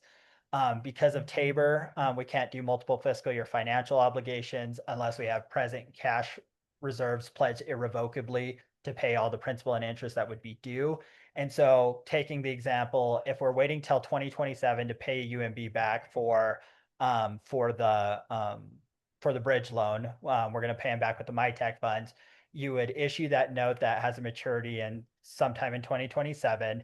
You would then take those same cash reserves that we could have used for the town loan, plus whatever the interest is going to be. And that goes to a fund at UMB, and it's going to sit there and continue to draw interest. So you can continue to gain your interest through whatever investment vehicle they give, but you're also going to be paying interest on the loan. And so really the difference between the town of Fraser loan option or the bank loan option is it economically better to have no interest at all on these funds, or interest on these funds only over the next 4 months, versus earning interest over the next 2 years, but also paying interest over the next 2 years. That's really going to be the difference between those two options. There's a little bit of cost of issuance in the bank loan. They take a $25,000 origination fee. There'll be a little bit of other cost of issuance, legal costs, or anything else that's wrapped up in that. But that's going to be a math problem. Ultimately, we're talking about the town with the same more or less financial commitment. I'll let Matt talk a little bit more about the impact investor, because this is a little bit of a different structure, but that's more of a loan that's secured by the project. It would be secured by a subordinate deed of trust. It carries a higher interest rate, some higher cost of interest, cost of issuance. I think from my perspective as legal counsel, speed of execution on that one is one of the questions, versus the town loan in the funds just takes an ordinance. Closing with UMB Bank should be a fairly streamlined product. We would hope. The concern we get here is they would be subordinated on the building C property, and then we're going to go issue all this debt that needs to be above them. And are they okay with 3 other entities getting in front of them? And that might just be a yes, no answer that either eliminates that one or not. And then it's back to economics. But that one is not requiring the town to come up with the reserves. That one's a project security, but we don't know if they'll take the project security, because ultimately they're going to have to subordinate to the other sources that are all the permanent funding. And Matt, you've talked to the impact investor. I don't know if you have anything more to add to that, or if that pretty much sums it up. Never missed the chance. Yeah, so all good options, probably in one way or another. Ultimately, in the long term, these are funding that what we discussed before with the MyTech credit being coming in at the end of construction after the project is operating. So there's also probably a mishmash of opportunities to put some of these together in a different way. What Dalton was saying about timing, the impact investor, while excited, has probably the longest process, though they have much of the first round of information they need. That you probably need to fund some of the numbers on the prior page out of the town account, and then we would want to like have that impact investor pay partially back to you and then fund the rest of the project. So realistically, that's probably how that is gonna, how that would work if that's a route we want to go. And like I said, you could do one and then do another, maybe sort of like to boil it down to some pro cons, like on the town of Fraser loan, it's the speed is the fastest. Maybe the con is that you don't earn interest on that money anymore in your account. The bank loan, cost is probably like the best benefit because you earn interest on most of the money and then you pay a little bit more in interest. So you sort of like net interest cost is probably the lowest of the bunch. You do, the con on that is like town credit, you're exposing some credit risk to the bank there. And then the impact investor, the pros on that are really like, it's another third party that's, at this moment where if you feel like there's risk that you're uncomfortable with, it's a third party who's underwriting the risk alongside you, who does this all day long. And their job is to go find projects that have impact, which this is, and then fund them in various ways. And they're always things that are that take sort of an understanding and nuance of the type of project they are and the risks that go along in executing that project. So maybe there is some value in having them underwrite it with you, because then like if you're sort of making a decision with them, you're probably in great company. The cost and the security of that one are the most challenging. Cost, just 7% is higher than the other numbers on the page, and security is what Dalton was mentioning, that they have to be kind of like at the bottom of a long list of people who get paid back first, and so they may take umbrage to that, which brings me to an unfortunate point, which is something that I misstated at the beginning of this meeting, which is we probably should make one decision tonight, and that is whether we want to pay the $1,000 application fee and continue with the impact investor as a possible source of bridge funding. So sorry, but that dawned on me just now. And that's just for the impact investor. Yeah, nobody, well, 1K for that. Michael hasn't informed me of any upfront fees for the town loan. Okay. And then the bank is also not asking for any, I think they want to develop business with you probably. So yes, just impact investor. It's just like Dalton said, it's a math problem. So Yeah. Whatever's gonna cost us the least. Oh, Well, I think there's other Yeah, I think impacts. I mean, how much of our reserves get locked up for 2 years? And I think there's a few non-math problem Sure. variables here. But I think you gotta kind of break down the math problem Yeah. and then decide what the value is of not having our money locked up for 2 years. Yeah, and I will say we initially did some analysis late last week on sort of the loss of investment earnings of that $5 million. But candidly, what I did is sort of out the window, because that was assuming that 5 million or 4.5 million was getting repaid with bond proceeds.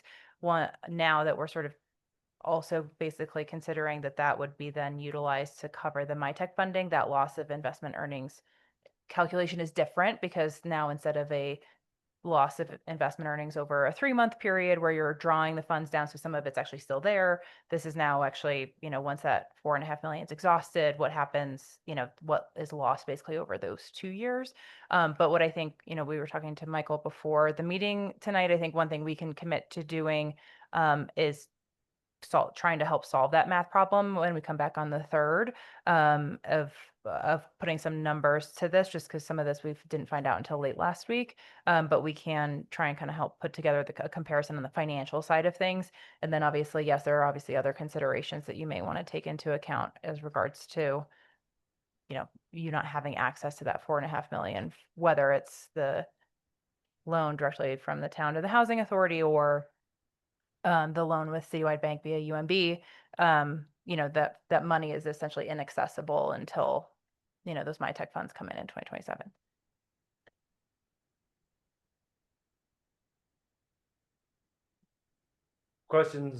Further questions on bridge debt?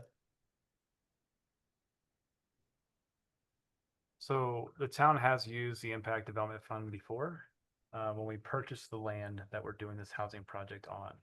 It allowed us to have the cash available to close on the property, which we already understood there was another buyer under contract if we failed to close. So having the $3.8 million that we needed to secure that property, we went through the Impact Development Fund to get the cash injection to do that. Having this beautiful set of mines here, if this was something that was maybe of access to the town prior, we did a lot of backflips and paid a lot of fees and interest on that loan to bridge to get to buy that land when we could have just used our cash for a month and paid ourselves back once we actually got the grant in hand. So knowing what we know now, I would have recommended going through that process a little differently. I think it was just the information that was available at the time. There's no misstep from any previous staff involved. Our current net position that was presented by Lori, our current cash position is about $19,750,000. Typically, our total cash contribution was positive. It was negative. It was a little negative in the general fund, but overall, our cash position increased in 2024, and it's continued to increase over the last several years. So, with that, and we've talked to Maddie and Jason about this as well. And we did have a conversation. Lori and I had a conversation with Paul Bacchus, who was on here earlier, and he provided the same input. If you're looking to try to get some things done, the town's in a good. The town's always been very conservative with their cash flow, and I would recommend looking at just, either the bank loan or the town of Fraser loan option. Even if it's for a 2-year period, that will not disrupt operations in any way, shape, or form, unless we have some kind of major economic downfall. And if that is the case, we're still good for operations, especially if we go lean. We're good for operations for a couple of years, assuming that the market will recover. Or we're not completely no one's going the same way. But that's just some input I wanted to provide. Good. So we'll loop back at the end to decide if we want to spend a little money and push the impact investor forward at all No. anymore. I think we can say now, I put an X through 'em. Okay, Yeah. so don't bother with It's that one one. or two. Look at the So other. we don't have to have a motion. I think that's Okay. fine. All right, then I didn't lie. Okay, Keep uh, moving. next slide. Don't waste time on something we're not gonna do. Okay, this sort of a summary of process, timing, and risks, which I'm gonna breeze through pretty quick because you've heard me talk for an hour and a half already. Prop 123 and MyApp diligence this month, early September. For Prop 123, they're going to an investment committee. Late September for Chafa MyApp, they're going to the board for the loan meeting. October 2nd is our target date for the commitment letter. And then, some negotiation and back and forth, and then the process of closing funding, which is a lot of paper and really exciting. So we're targeting closing December on that stuff, and then that stuff is driving the bond issuance as well, right? Sort of generally structured finance likes equity first. Prop 123 is called equity. Chef and MIAP is subordinated to the senior debt. So from their position, they're going to want to see those numbers or those figures come in and funding come in at the same time or first. One note down here, if for some reason they missed the board meeting at Chafa, those happen once a month. That's it. So we will lose a month on the MEAP. We may not lose a month on the Prop 123 if that happened. Again, we're not expecting that, just alerting you of the risk. MyTech, next 2 months, finalize the structure and negotiate with the tax credit buyer. Finalize the structure. Next 2 months, negotiate with the tax credit buyer. December, sign, or November to sign a credit purchase agreement so we know what the final number is. The around $5 million and the 70 cents or whatever the purchase price is for the credits. Want a quick review of risks, costs. We progressed the agreement with BVC to signing. So that's limited a lot of the costs because they're starting to be locked in. Some of the big commodity costs have been started the orders on, and so those prices are becoming locked in. The project includes $3 to $3.5 million of contingency, which is just hard cost owner contingency of about $2 million. There's about $1 million to $1.2 million of contractor contingency across the 3 buildings. And then there's some allowances and some escalation for building D that we have built in there. That's another $500,000. So the project is everybody likes more contingency because it makes things safer, but it's reasonably well contingentized. Make up that word. Interest rates. So I'm going to call that a low risk. Interest rates, medium risk. If anybody reads the news, there's a lot going on in the market, and there's some pressures on the Fed, and those rates may change. The first instance of that is that already the fixed rate that the Chaffa loan, the subordinated loan, was going to come at has already been alerted to us that it's going up from 6%. So we discussed that earlier. The project can handle that. The economics you've seen are running that loan at 7.5%. But if there's a big disruption in the bond market, as Maddie and Hilltop will talk about here in a moment, that could have an effect on things. And there's nothing unique about that. That is just part of borrowing money. So we'll call that a medium risk.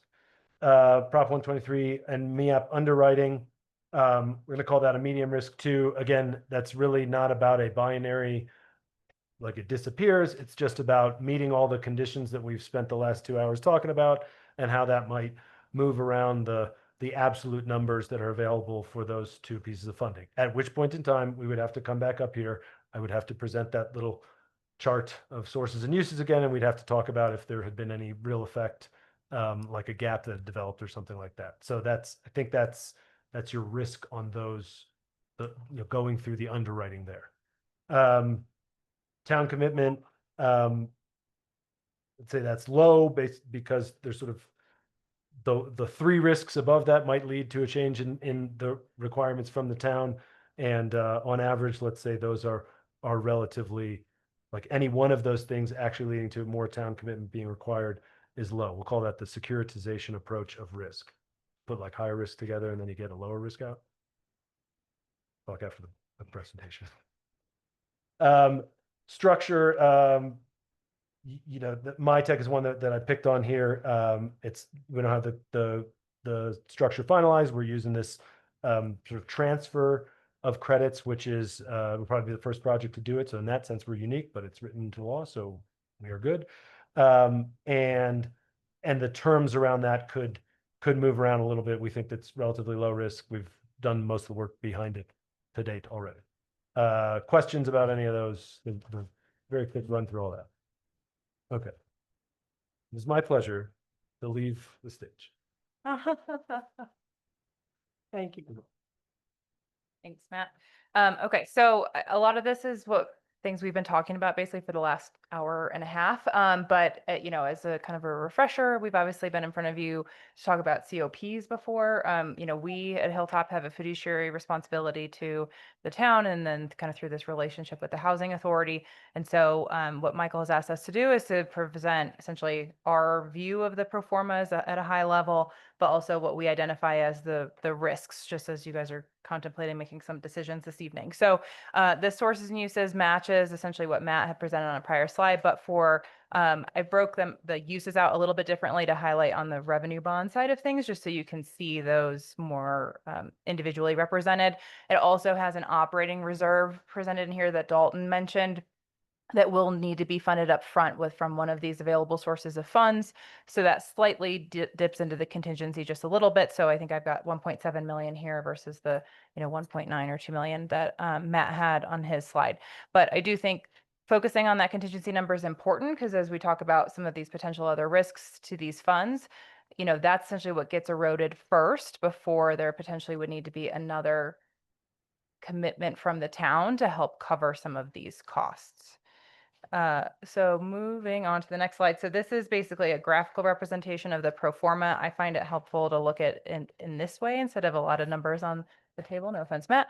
And so, the large red blocks that you see there are the revenue bonds. So that's the vast majority really of the funding source of this.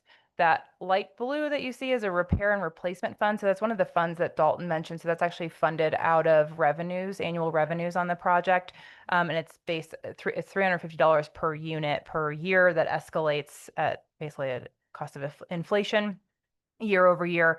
And those are the funds that get funded annually to be able to cover some minor repairs, replacement items, as the name would suggest. The dark blue there is that MyApp debt service. You'll see that runs through year 30 with an asterisk that it actually matures in year 15. We're just assuming that kind of gets carried out because that subordinate piece would be hopefully refinanced over that 30-year period. And then the purple at the top are those Prop 123 disbursements. Again, this is running through 40 years. Prop 123 actually ends at 30, which would actually change kind of this whole structure. But just to kind of give a high level of what this actually looks like. And I find it more so helpful to kind of see the difference between that blue line, which is our net operating income, and then the tops of those bars. So that white space there is really what's coming off of this project of essentially net income available for other things. So I just want to reference that there. So timing considerations for other sources. So this is kind of a little bit more in the weeds on sort of what we would categorize as the risks, which most of which Matt have already highlighted. But I think, on the MIAP side, the interest rate, obviously, because we're required to size that to that 110 coverage ratio, if interest rates go up, that means that we can borrow less out of that MIAP funding. As Matt mentioned, the pro forma already incorporates a 7.5% interest rate, but obviously as that continues to go up, the MIAP funding available may be reduced. On the Prop 123 side, I think we talked about that one probably the most this evening, but I think the biggest piece is that realistically that $12.9 million refinance at year 30 means that there will likely be debt on this project in excess of 40 years. So, we're not going to be able to likely refinance that 12.9 million at year 30 and still keep our overall debt at a 40-year term. That's likely going to get kicked out longer. How long will depend on interest rates at the time, but you're probably talking at least 50 years in total of debt outstanding on this project to sort of repay all these funding sources. And as that debt continues to get extended, that just means less revenue coming off of the project to pay for much larger capital repairs and infrastructure needs, because obviously at that point you're talking at a much older building that may need more material repairs than, say, replacing a dishwasher, right? And then on the middle income housing tax credit side, a couple of pieces here. One is what Matt mentioned at the end of his last slide there is really the pricing. And so that pricing is not known. It could range depending on how that's actually priced and the transferability, as Matt mentioned, between that $4.5 to $5.25 million. Right now, the pro forma has the $5.15 million of essentially net proceeds coming off of those MyTech funds.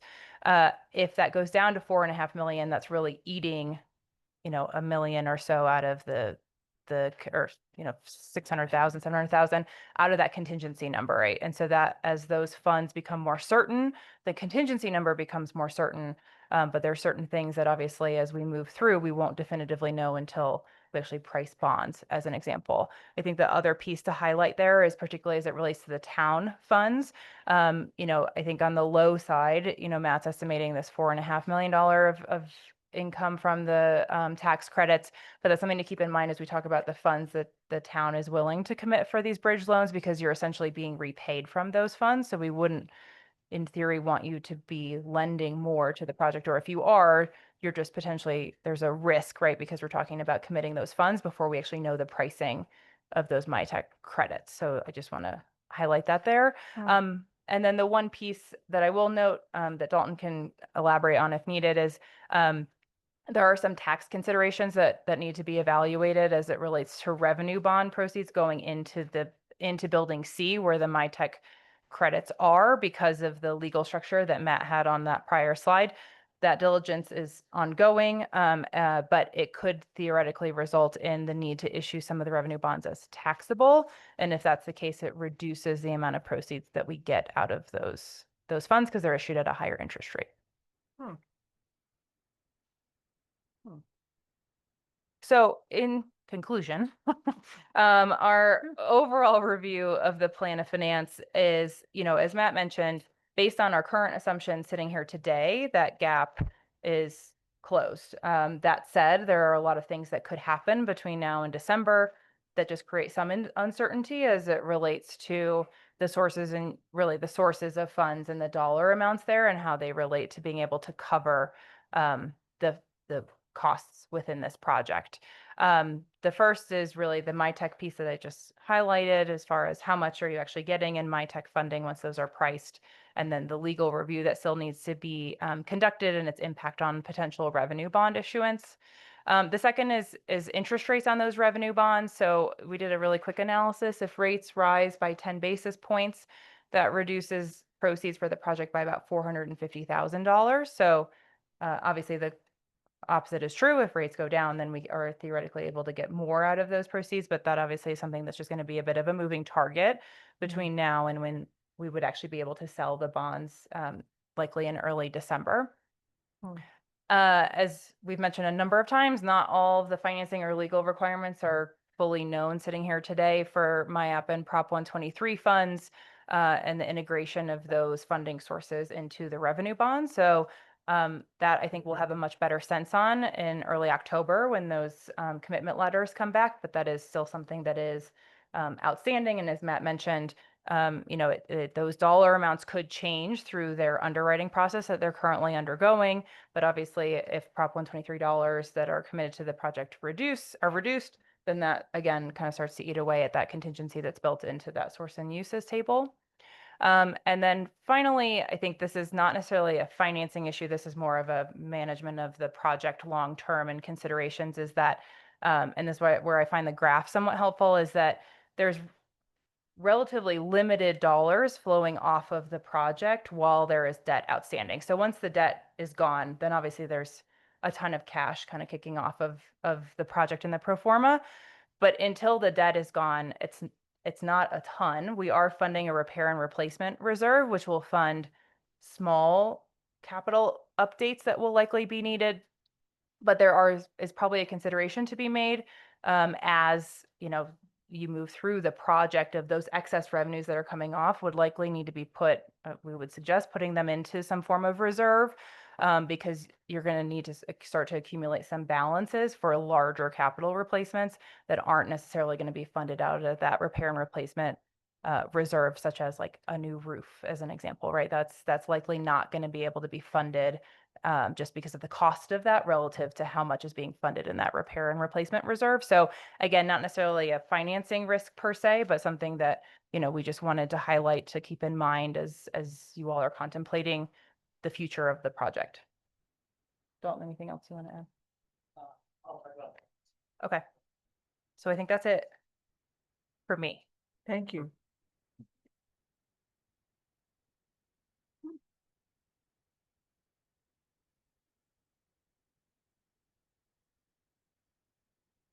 Last slide. Okay. Next steps. Continue this discussion, like other than that approval that we dismissed already. I said there wouldn't be an approval tonight, so we're not really asking for anything. It's a ton of information. After 3 years of doing this, I've learned not to ask you for anything if we dump a ton of information on you. So there you go. I'm trainable. The notice of proceeding, I'm gonna let Dalton talk about that in a minute. It would be lovely to like, get questions over the next 2 weeks and then have that vote on September 3rd, the next meeting. We ought to select a path forward for bridge funding, which at least we've done 1/3 of that tonight. by September 3rd as well. And then we're gonna put the team, and some folks on the phone are gonna put the necessary capital sources in place through the rest of the fall. Some of the other team further back in the gallery over here are gonna continue building stuff, because that's what they do. And we're gonna get the thing up, dried in, avoid winter costs, which is what you need to be thinking about if for some reason if you're weighing moving forward or slowing things down or whatever. There are inflationary risks. Time equals inflation, so prices will go up. There are tariff risks. Eventually, they will stop being delayed and actually happen, maybe. And then there's winter conditions costs for building stuff in the winter, which is you all know it's more expensive. So we want to get the project delivered. You'll need the houses. Been doing it for a while now. We are in the short strokes for those of you who play golf. And let's all talk about you got your when you said you're going to talk, you mean later in the agenda, or do you want to talk about notice to proceed now? You have your next slide, and then I was gonna add some commentary on it. Oh, I got. Development agreement, what that Oh, this is my last one. means. No, you got an early off cycle one. The secret version, apparently. Okay. Yeah. So like Matt said, we're not asking for another decision tonight, but at the top of the presentation, kind of what we're talking about here is, do we continue with construction at the pace we are right now, knowing that ultimately all the funding is anticipated to come in December. It's going to require the bridge loan and all these things. And so what the development agreement contemplates is that there would be a notice to proceed issued, and that's really at the point where the project is pretty much ready to go. The board feels that it's ready to go, and we're going to give the notice to proceed. And there are certain things that happen under the development agreement once you do that. And so I just wanted to highlight a little bit the implications of whether you do that or not, so that then if we come back for a decision here in a few weeks, you've had time to think about it and how you want to go with that. And so ultimately, with the notice to proceed, it is in the town's sole discretion whether you're going to issue that notice to proceed. And so I want to highlight that that's within the board's discretion. And what the development agreement provides is that it shall issue once the town board has determined that it's time to you issue, and it's when you deem the following conditions to be satisfied: that the development costs have been finalized, that the funding has been secured, including senior debt, subordinate debt, and the funding gap resolved. We've gone through the presentation about where the various funding streams are, and so we wanted to update you on the status of those, so you have the information to fill to answer whether you think that condition about whether it's secured has been met. The agreements for construction have been executed, and then any special purpose entities that we need have been set up and ready to take the contracts that they need to. Primarily, with the housing authority as the bond issuer here, they're going to be the ones driving the bus on most of the project. However, with the MyTech, there'll be a special purpose entity that is set up for that. Because under the MyTech statute, the qualified taxpayer has to have a direct or indirect ownership in the project.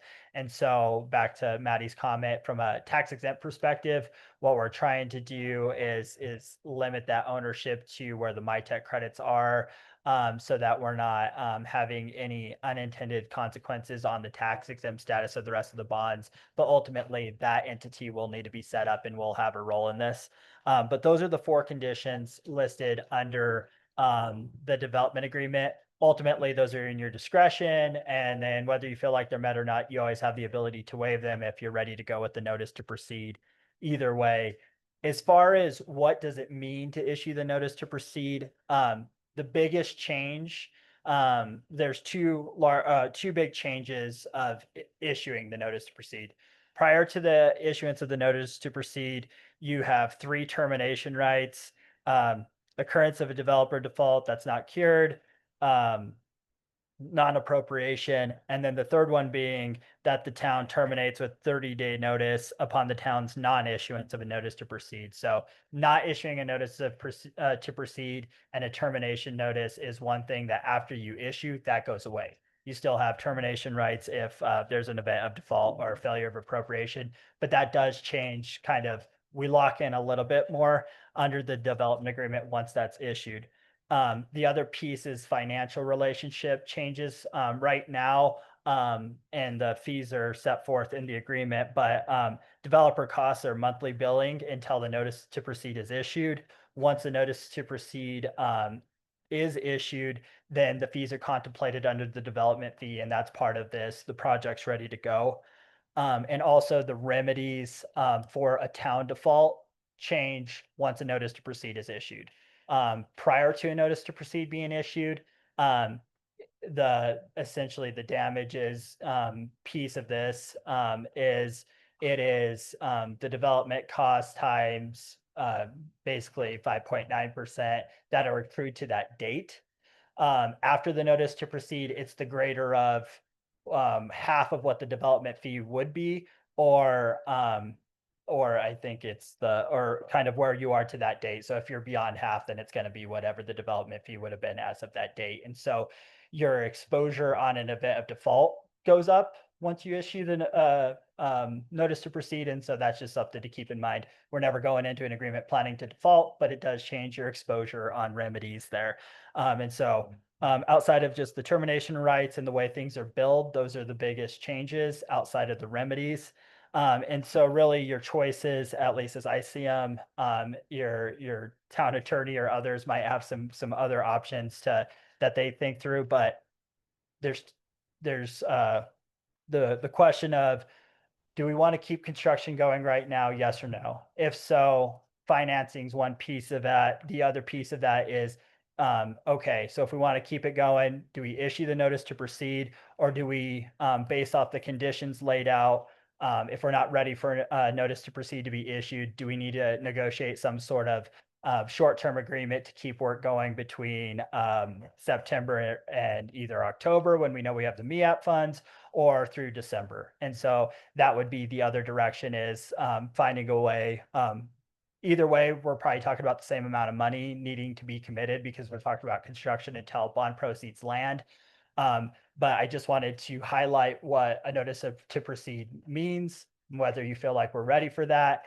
And then kind of options of, we don't issue it, we do issue it, or do we kind of explore a third option of, we got to keep construction going. What do we agree to in the interim to keep construction growing, knowing that we're still working towards that notice to proceed? So it's the options as I see them. I definitely defer to your town attorney if he has some other advice on the way he reads the development agreement as well, or you guys as you think through it. But wanted to kind of put that out before we come back with any sort of decision on that point.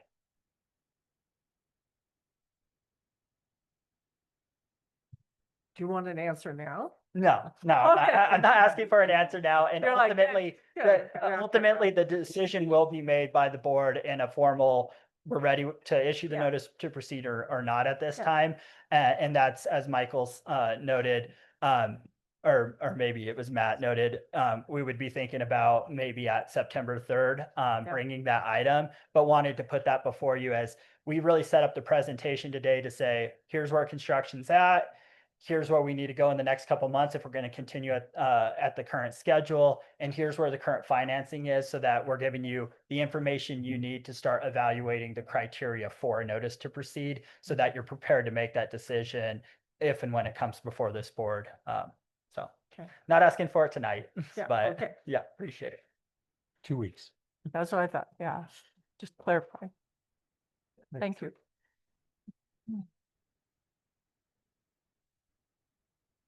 I don't have any more slides, so. Question. Oh, you got one more thing. Sorry, there is one more piece that I meant to mention. I'm sorry, Matt. Under the development agreement, there also is, if you just suspend construction going on, development costs get tweaked based off that, what it costs for stop work, do materials go up? Because one thing that the notice to proceed does do is locks in those costs. And so if there's a suspension or you don't issue the notice to proceed, either one of those options, your risk is costs are going to continue to move. We're going to accumulate what comes with that. And so I failed to mention what happens with a suspension, just so that you guys have that bit. Now I'll let you back up here. And I'm a bonehead. Remind me of who you work for. You're working for us, I work for the town. for the town, And and your legal counsel, so I have Okay, a you are a client legal counsel. relationship Thank you. with the town. I'm your bond counsel, Gotcha. but in that we look at the whole transaction to make sure this works for you. And so I'm an attorney who represents you. perfect. Thank you. All right. My brain's full. I don't know about anybody else, Any, but it's, any questions for Matt? go home. It was very thorough. It was very it was good. But as you Yeah, it was. ruminate It was on good- these it was good pieces of information. paper in front of you and everything that we talked, Everybody. like, if possible, if it's allowed, even though I guess I haven't learned all these rules. Dr. Whitmer, let me know.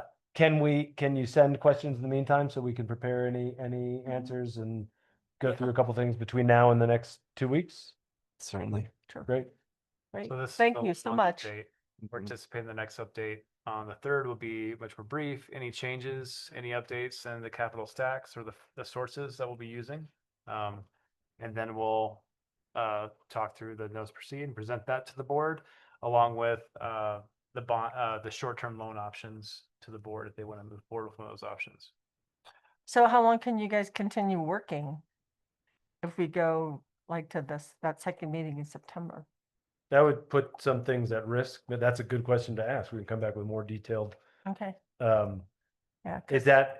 Are you thinking about sort of Well, to keep our incremental yeah, improvements or yeah, just to thinking? keep our no, just to keep our momentum going. But if Yeah. we have to go through this process Yeah. on our end, anyway, I'm just curious about that. Yes. We actually talked about bringing the notice proceed and everything tonight, but I was like, that's just too much. Yeah. And it's just good to have all the information, have time to look at the presentation, take it home, put it on your nightstand. Send me any questions you have and I'll accumulate the questions, get answers and send them out to everybody. And we'll go over that list at the next meeting if you have anything. Thank you. So feel free Thank you. to reach out with Thank you. clarification, questions, comments. You take care. Great. All right. Thanks, Matt. Thank you. All right. Yeah. We will release you. Oh. All right.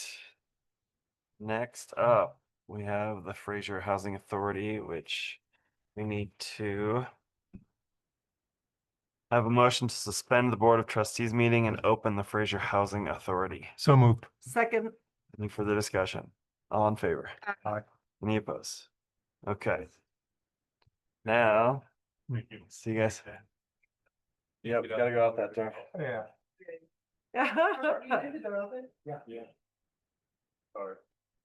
All right, so resolution 2025-0801 FHA reimbursement for St. Louis Landing project and support public improvements. Michael. So I will hand this off to Dalton. Okay. All right, I'm Dalton Kelly with Butler Snow. I Thank you. represent the town and the Housing Authority as bond counsel here. What you have before you is an action item, and it's this is just a resolution to make sure that it is permissible under the federal tax code that if you do front any money between basically now and when bonds are issued, you get a 60-day look back period. But really what we would be looking at right now based off how the capital stack is between now and when the bonds are issued, you would have the ability to reimburse yourself with tax exempt bond proceeds. What this resolution doesn't do is say that you have to issue bonds. What it doesn't do is say that you have to spend another dime on this project. All this resolution says is if you do spend money on hard costs, which there's construction going on, so those types of costs, that you can reimburse yourself with tax exempt proceeds, and that's permissible under the federal tax code. So this is more, I would classify as housekeeping to make sure that this is permissible, but it does not bind you to continue with the project, issue bonds or anything like that. But I'll take questions if you have any. It sets an upper limit on what we can issue of 45 million. It sets so under the reimbursement rules, you have to describe the project and then the maximum amount that you expect to issue. Yeah, really what this serves as is if you are going to issue an obligation that doesn't resemble what you have in here, you couldn't reimburse it. And so we set that maximum higher than we expect to issue so that whatever financing you do have will work, it will fit within it. But yeah, this sets a maximum based off the reimbursement intent. If you ultimately, let's say you're going to have to issue bonds for 50 million, this says 45, you would do an amended official intent to relate back to this one. And then basically, if the IRS tried to audit, you would say, look, we thought it was going to be 45 million. We amended it because we had to go up, but we've expressed our official intent, but you're required to put an amount. And so we try to set an upper limit that accommodates what you. And in reality, gonna- based on the last presentation, we're looking at 33 million. Yeah, it'd be 33. And 20 or 6.5 of that is contingency. Right. Okay, 33. Basically, where the 45 came from is if the Prop 123 funds didn't come in, that's $12 million, and you still and numbers and finances would probably limit the ability to do this. But if you still said we want to do all 3 buildings and you needed that extra 12, this would accommodate it. There's a lot of factors that would have to go right for that, but yeah, that's where it came from. Okay. Our council, any problem with it? No, Great. no problem. I'd like to make a motion to approve resolution 2025-0801. Second. Any further discussion? All in favor? Aye. Any opposed? Okay, thank you. Great. Thank Thank you. you. Could I have a motion to resume the Board of Trustees meeting and close the Fraser Housing Authority? I'll make that motion. Second. Any further discussion? All in favor? Aye. Any opposed? Okay. All right. Back to discussion possible action regarding resolution 2025-0806 adopting updated rates for school land dedication and fees in lieu. Garrett. Thanks so much for coming out this. Yes, thanks guys. Safe trip home. Okay. All right, thank you, Mayor and Trustees. I apologize, this presentation is a little number and table heavy, so I'll just try to keep it pretty high level and brief. The item before you this evening is Resolution 2025-0806 that would adopt updated rates for school land dedication and fee in lieu. I forgot to say it, Garrett Scott, Town Planner. So our current school land dedication policy dates from 1998. This has been in our subdivision regulations since that time, and we have not changed the formula or methodology over those 27 years. So a couple drawbacks with that, obviously. That formula is based on demographic and enrollment data from the 1990s, which are obviously way out of date. Also, the drawback with the current methodology is that it establishes these land dedication acreage requirements, but the value of that land for calculating fees in lieu must be determined by a mutual agreement between the town and the developer seeking to do a residential subdivision. So that can just create challenges. How do you determine that value? And it certainly changes over time. So the East Grand School District actually recently adopted a new study in April of this year, which addresses those 2 points. It uses updated demographic data and it sets a clear value per acre. So numbers in table here, basically what this shows is the amount of land in acres that would be required for every residential unit constructed in a subdivision. Looking at Fraser, we're the top line here. We generally fall right in the middle of the other communities in East Grand. Essentially what this means is we kind of contribute an average number of East Grand students per household in Fraser when compared to Granby and Hot Sulphur Springs. We're a bit below, but above places like Grand Lake and Winter Park. How do these land dedication acreage requirements differ from the previous 1990 policy? Well, bottom line up front, they are now much lower, anywhere from about 50 to 75% lower. This is essentially a function of over the past 25 years, as population and the number of households has increased in the East Grand School District boundary, enrollment has stayed relatively flat.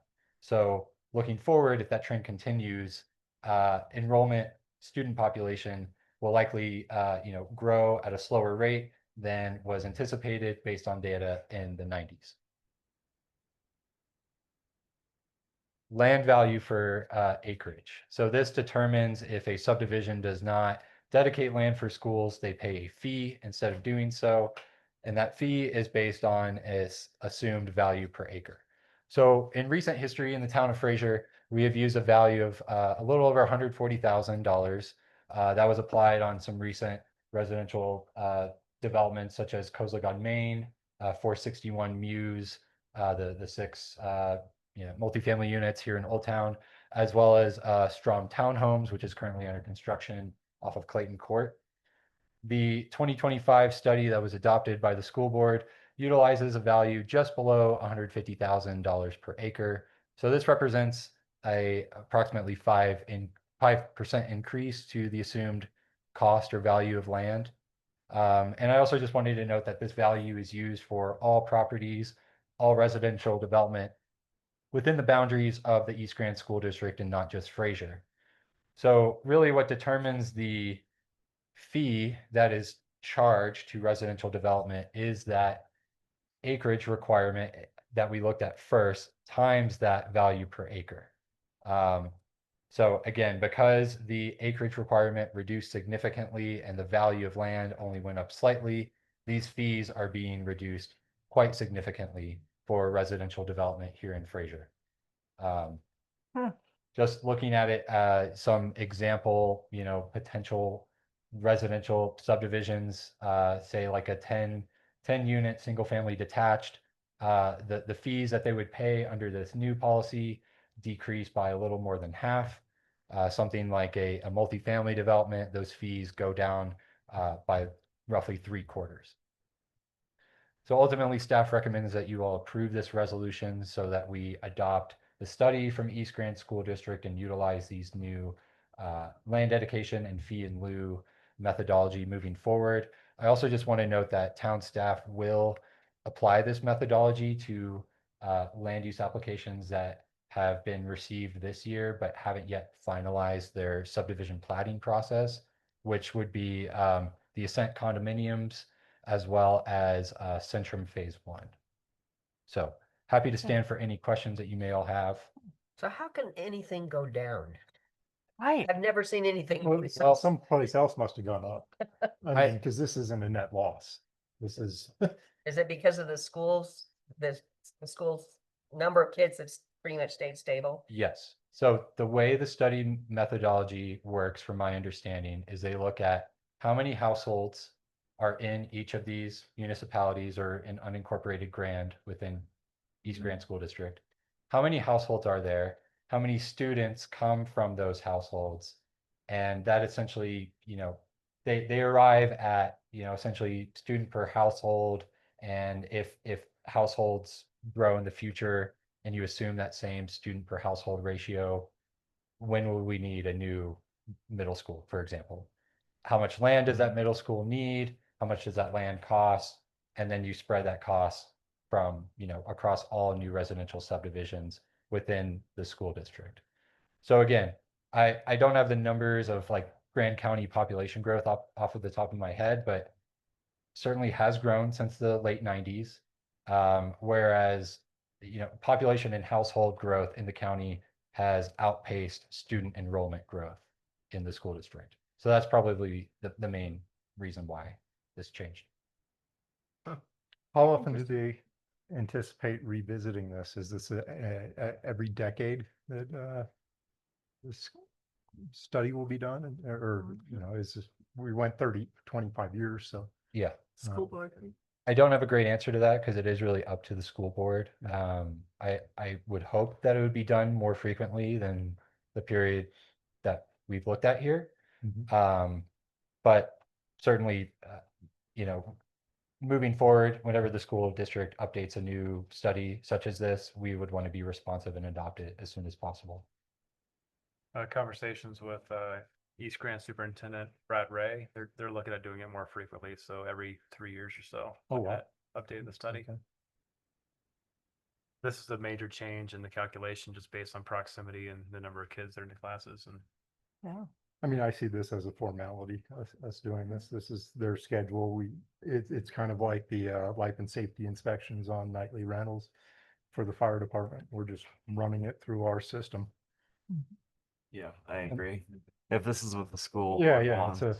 it's our system. They're yeah, and this has been adopted countywide, and Yeah. it's not the same, in Fraser as it is in Granby, but it's the same formula and the same methodology.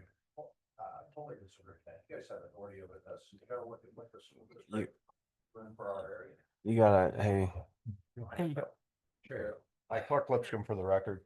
So as you guys know, I've worked heavily on schools for a long time, trying to get 6 through 12 built up here. And so I'm intimately familiar. I saw PowerPoints from way back when. And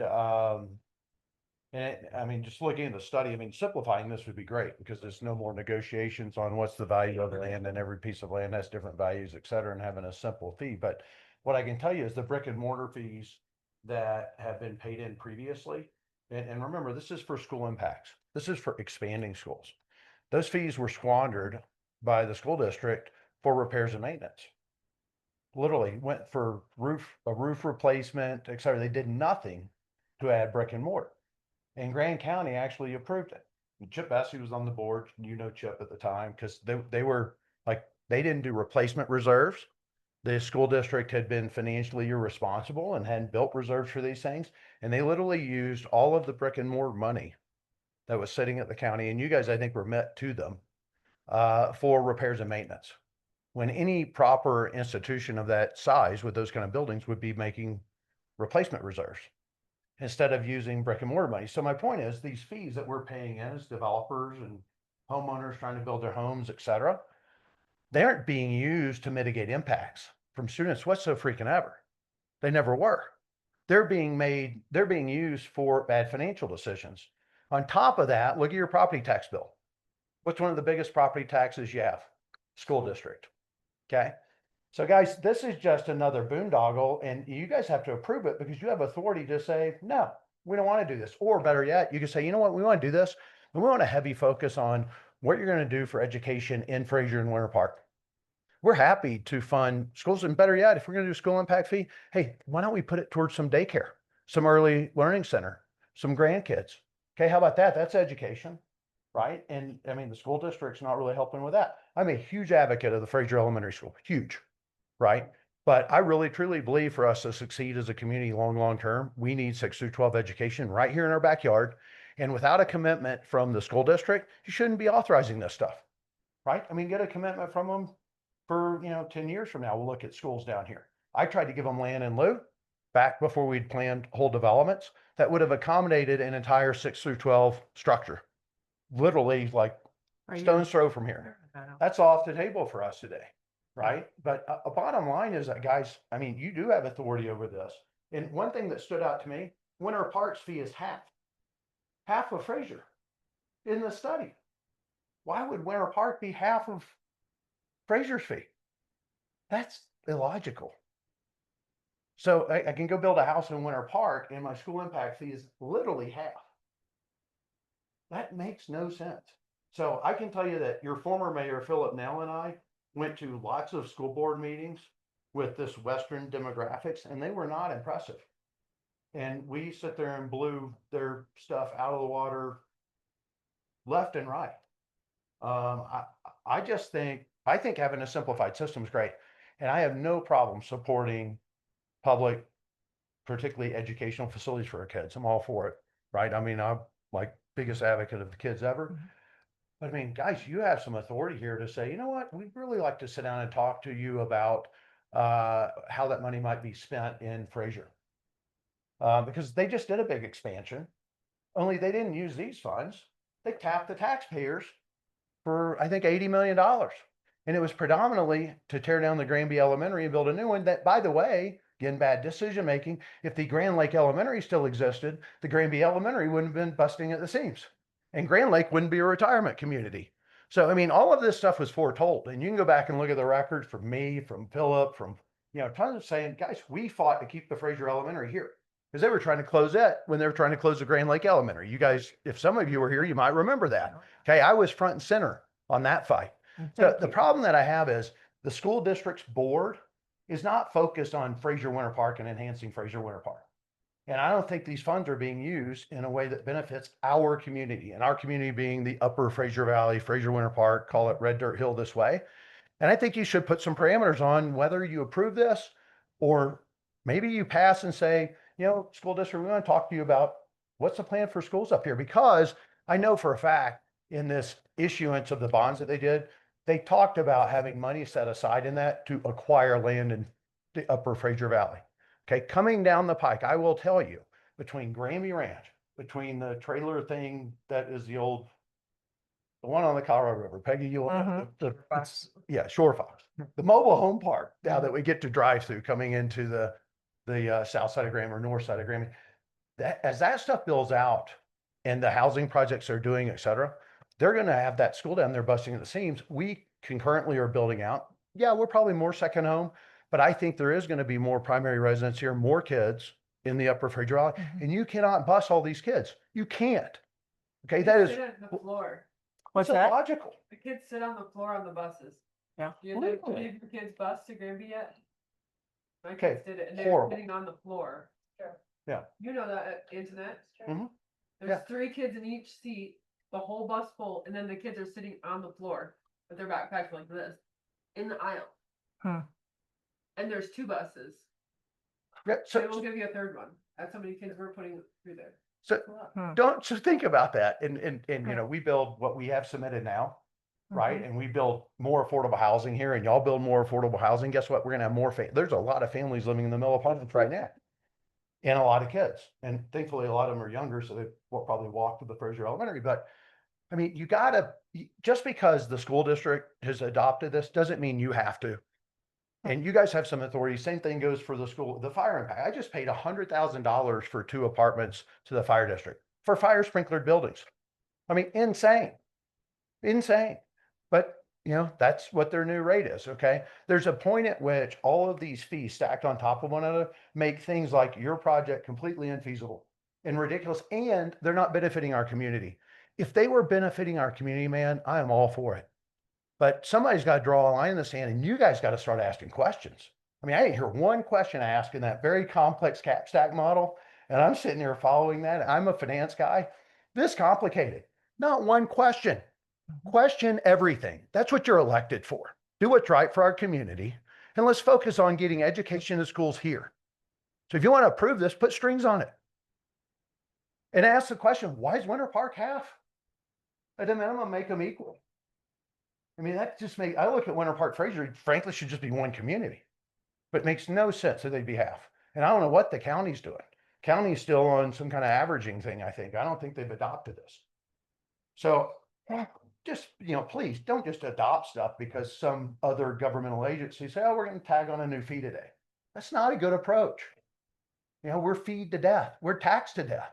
Look at your property tax bill and tell me that we're not taxed to death by these guys. So please, please, please don't just adopt this because Garrett said they adopted it, so we should. Question it and ask some questions. Okay. Thank you.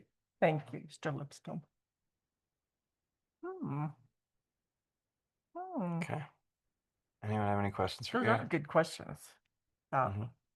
Maybe if I could just add a couple things. Sure. So Mr. Lipscomb mentioned the new East Grand fire impact fees. There was a state law passed last year that allowed fire districts to set those fees unilaterally, like without, you know, consulting with municipalities. So I understand the concern there. Certainly we municipalities in the state kind of lost some degree of local control over that issue. And I don't disagree with the many points that were brought up, but I do think ultimately what this does is lower fees compared to previously. It doesn't add new fees. It doesn't increase them. It reduces them. And this money is held in escrow by the town until requested by the school district. That is what our code says. That is what is being done now and into the future. I cannot speak to what was done in the past. But again, that's what these fees are for. Collected by the town, held by the town, given to the school district when requested. So that's really the point of this. But again, not discounting some of the other points that were brought up, because I understand the concerns around overcrowding on buses and sure, I'm going down Redwood Hill in January. Yeah. Oh, yeah. sure. You know, And part of this is a sure. And part of this is a chicken or the egg issue. I think clearly the history of the demographics in Grand County over the past recent decades have been fewer, school aged children and fewer families, and more of that barbell growth at the younger spectrum and the older spectrum. So those trends could change in the future, certainly. And to Michael's point, that, I'm glad to hear that the school district is looking to update this study more regularly, so that if there are significant demographic changes, which are likely with the affordable housing project that the town is building and other residential development in the community, then those changes get caught more quickly, the fees get adjusted more quickly as well. But certainly, I mean, I don't want to discount the points. I do think a broader conversation of when is a middle and high school facility necessary for the Fraser Valley, right? But that's not really part of this, I would argue. Right, and I don't want to derail it either, but I I am curious. Mr. Lipscomb brought up the funds not being spent in the right way. With us holding the money in escrow, can we say no, this doesn't qualify? Yeah, what's required in that request for release is my question. So similar. So we're currently working on updating an IGA, and just so you know, like if you want to continue to have like the town in the role of the fiduciary, where maybe you have some more influence for how, what the fees are.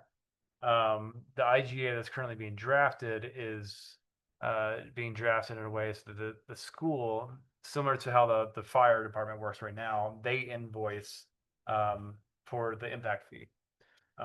Instead of us collecting that fee would be paid uh,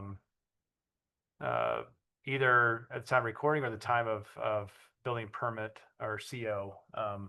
They haven't figured that out yet.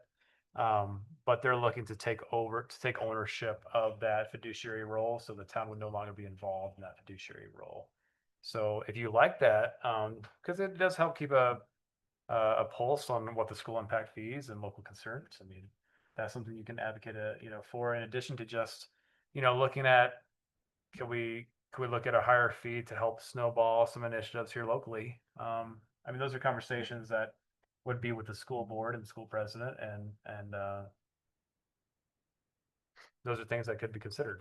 Or they have the IGA done yet, what I think this fee change. They've been on two separate paths.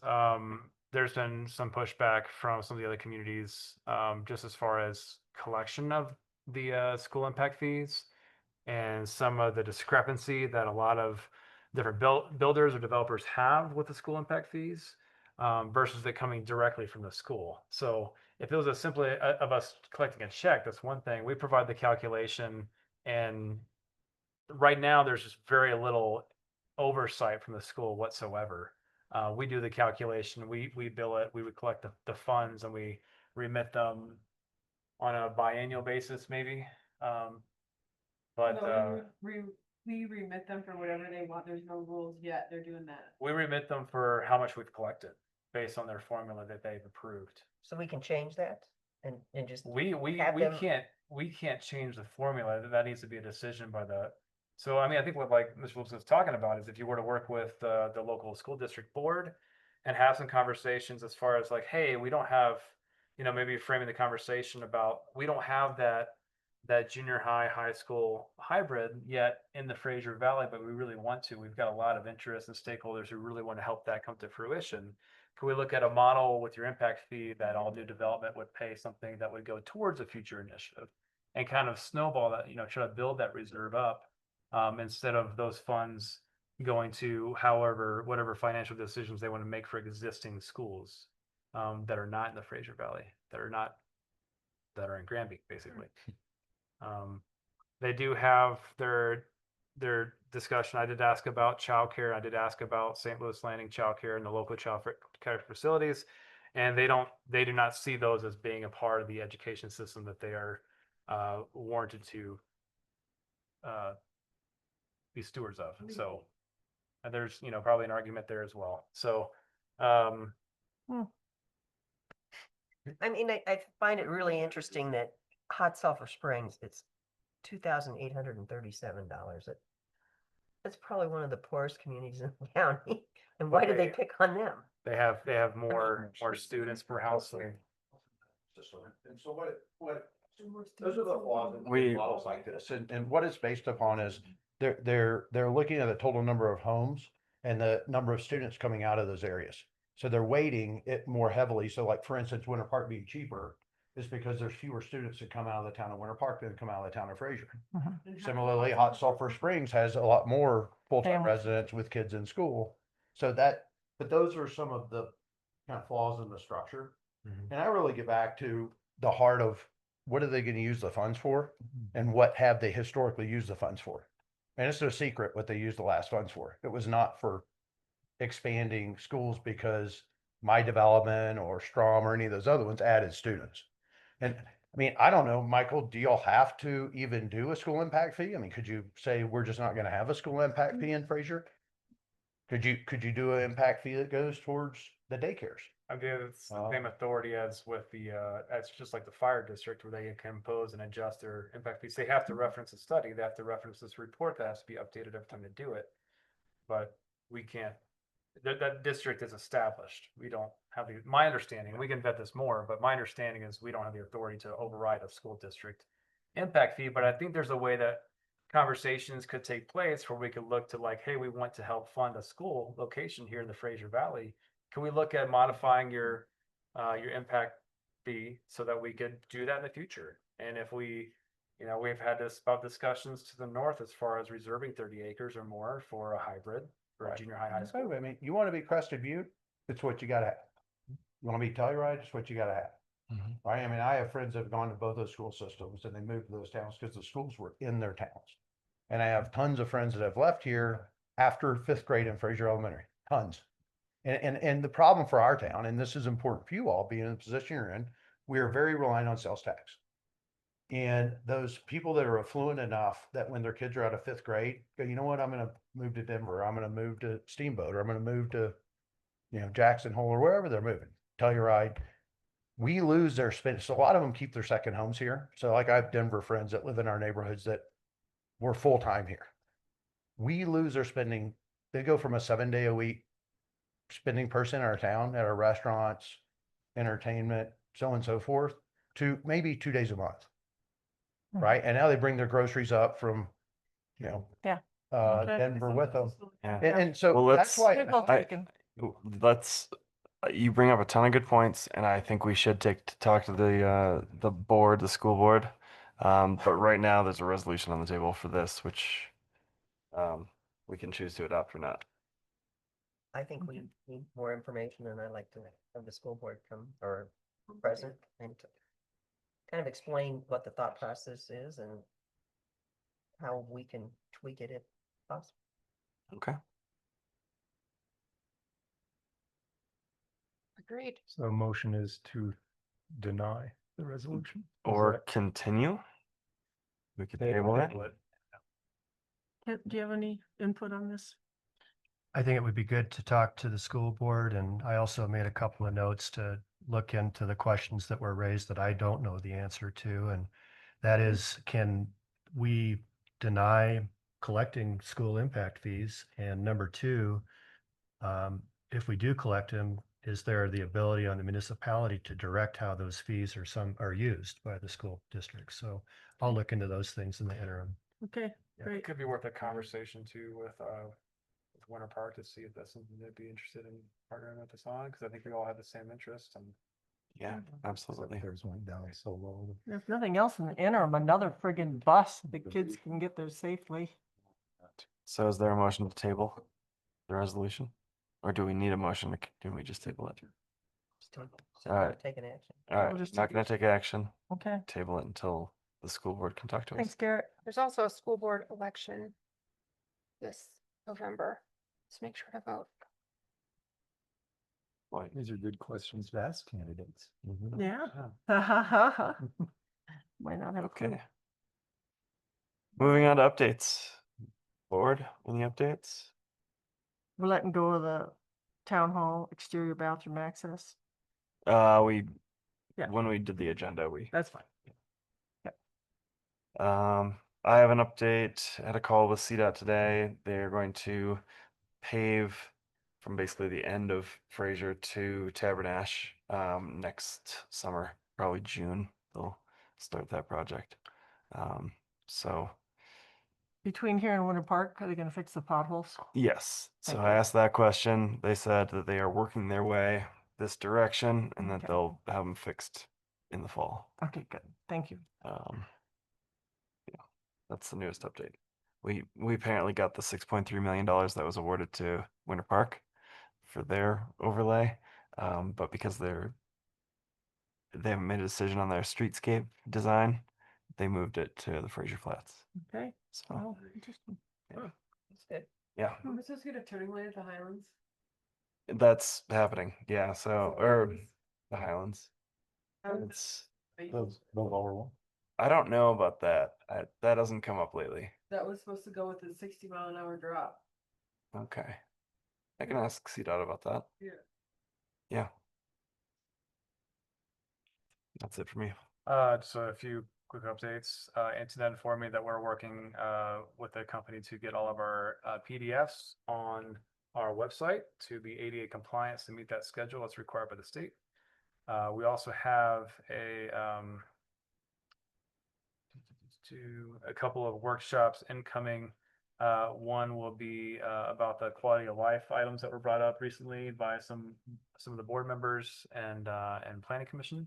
And so we'll be having a workshop scheduled here in the near future. Additionally, we'll be looking at a workshop looking at a maintenance plan and looking at improvements to the Fraser River trail area. And lastly, stage 2 fire restrictions put in place today. Good. Okay. Do have a quick update. Okay.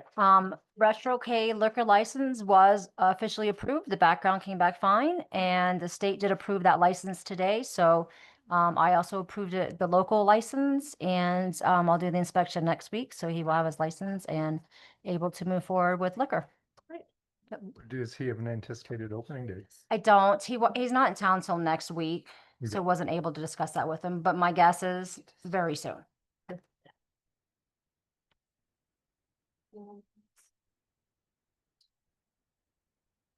Okay. Yeah, it's on there. Are you ready for this? Any other updates? Way to go. Yeah. All right.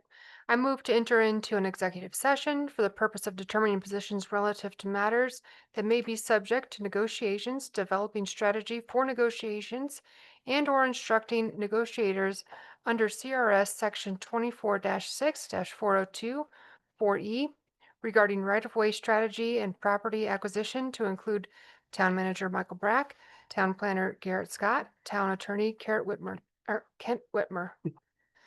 I'll second. Any further discussion? Thanks for coming, Clark. All in favor? Aye. Bye. Any opposed? Okay. Mr. Mayor, this session does not need to be recorded. Yeah, perfect. Let's take a couple minutes.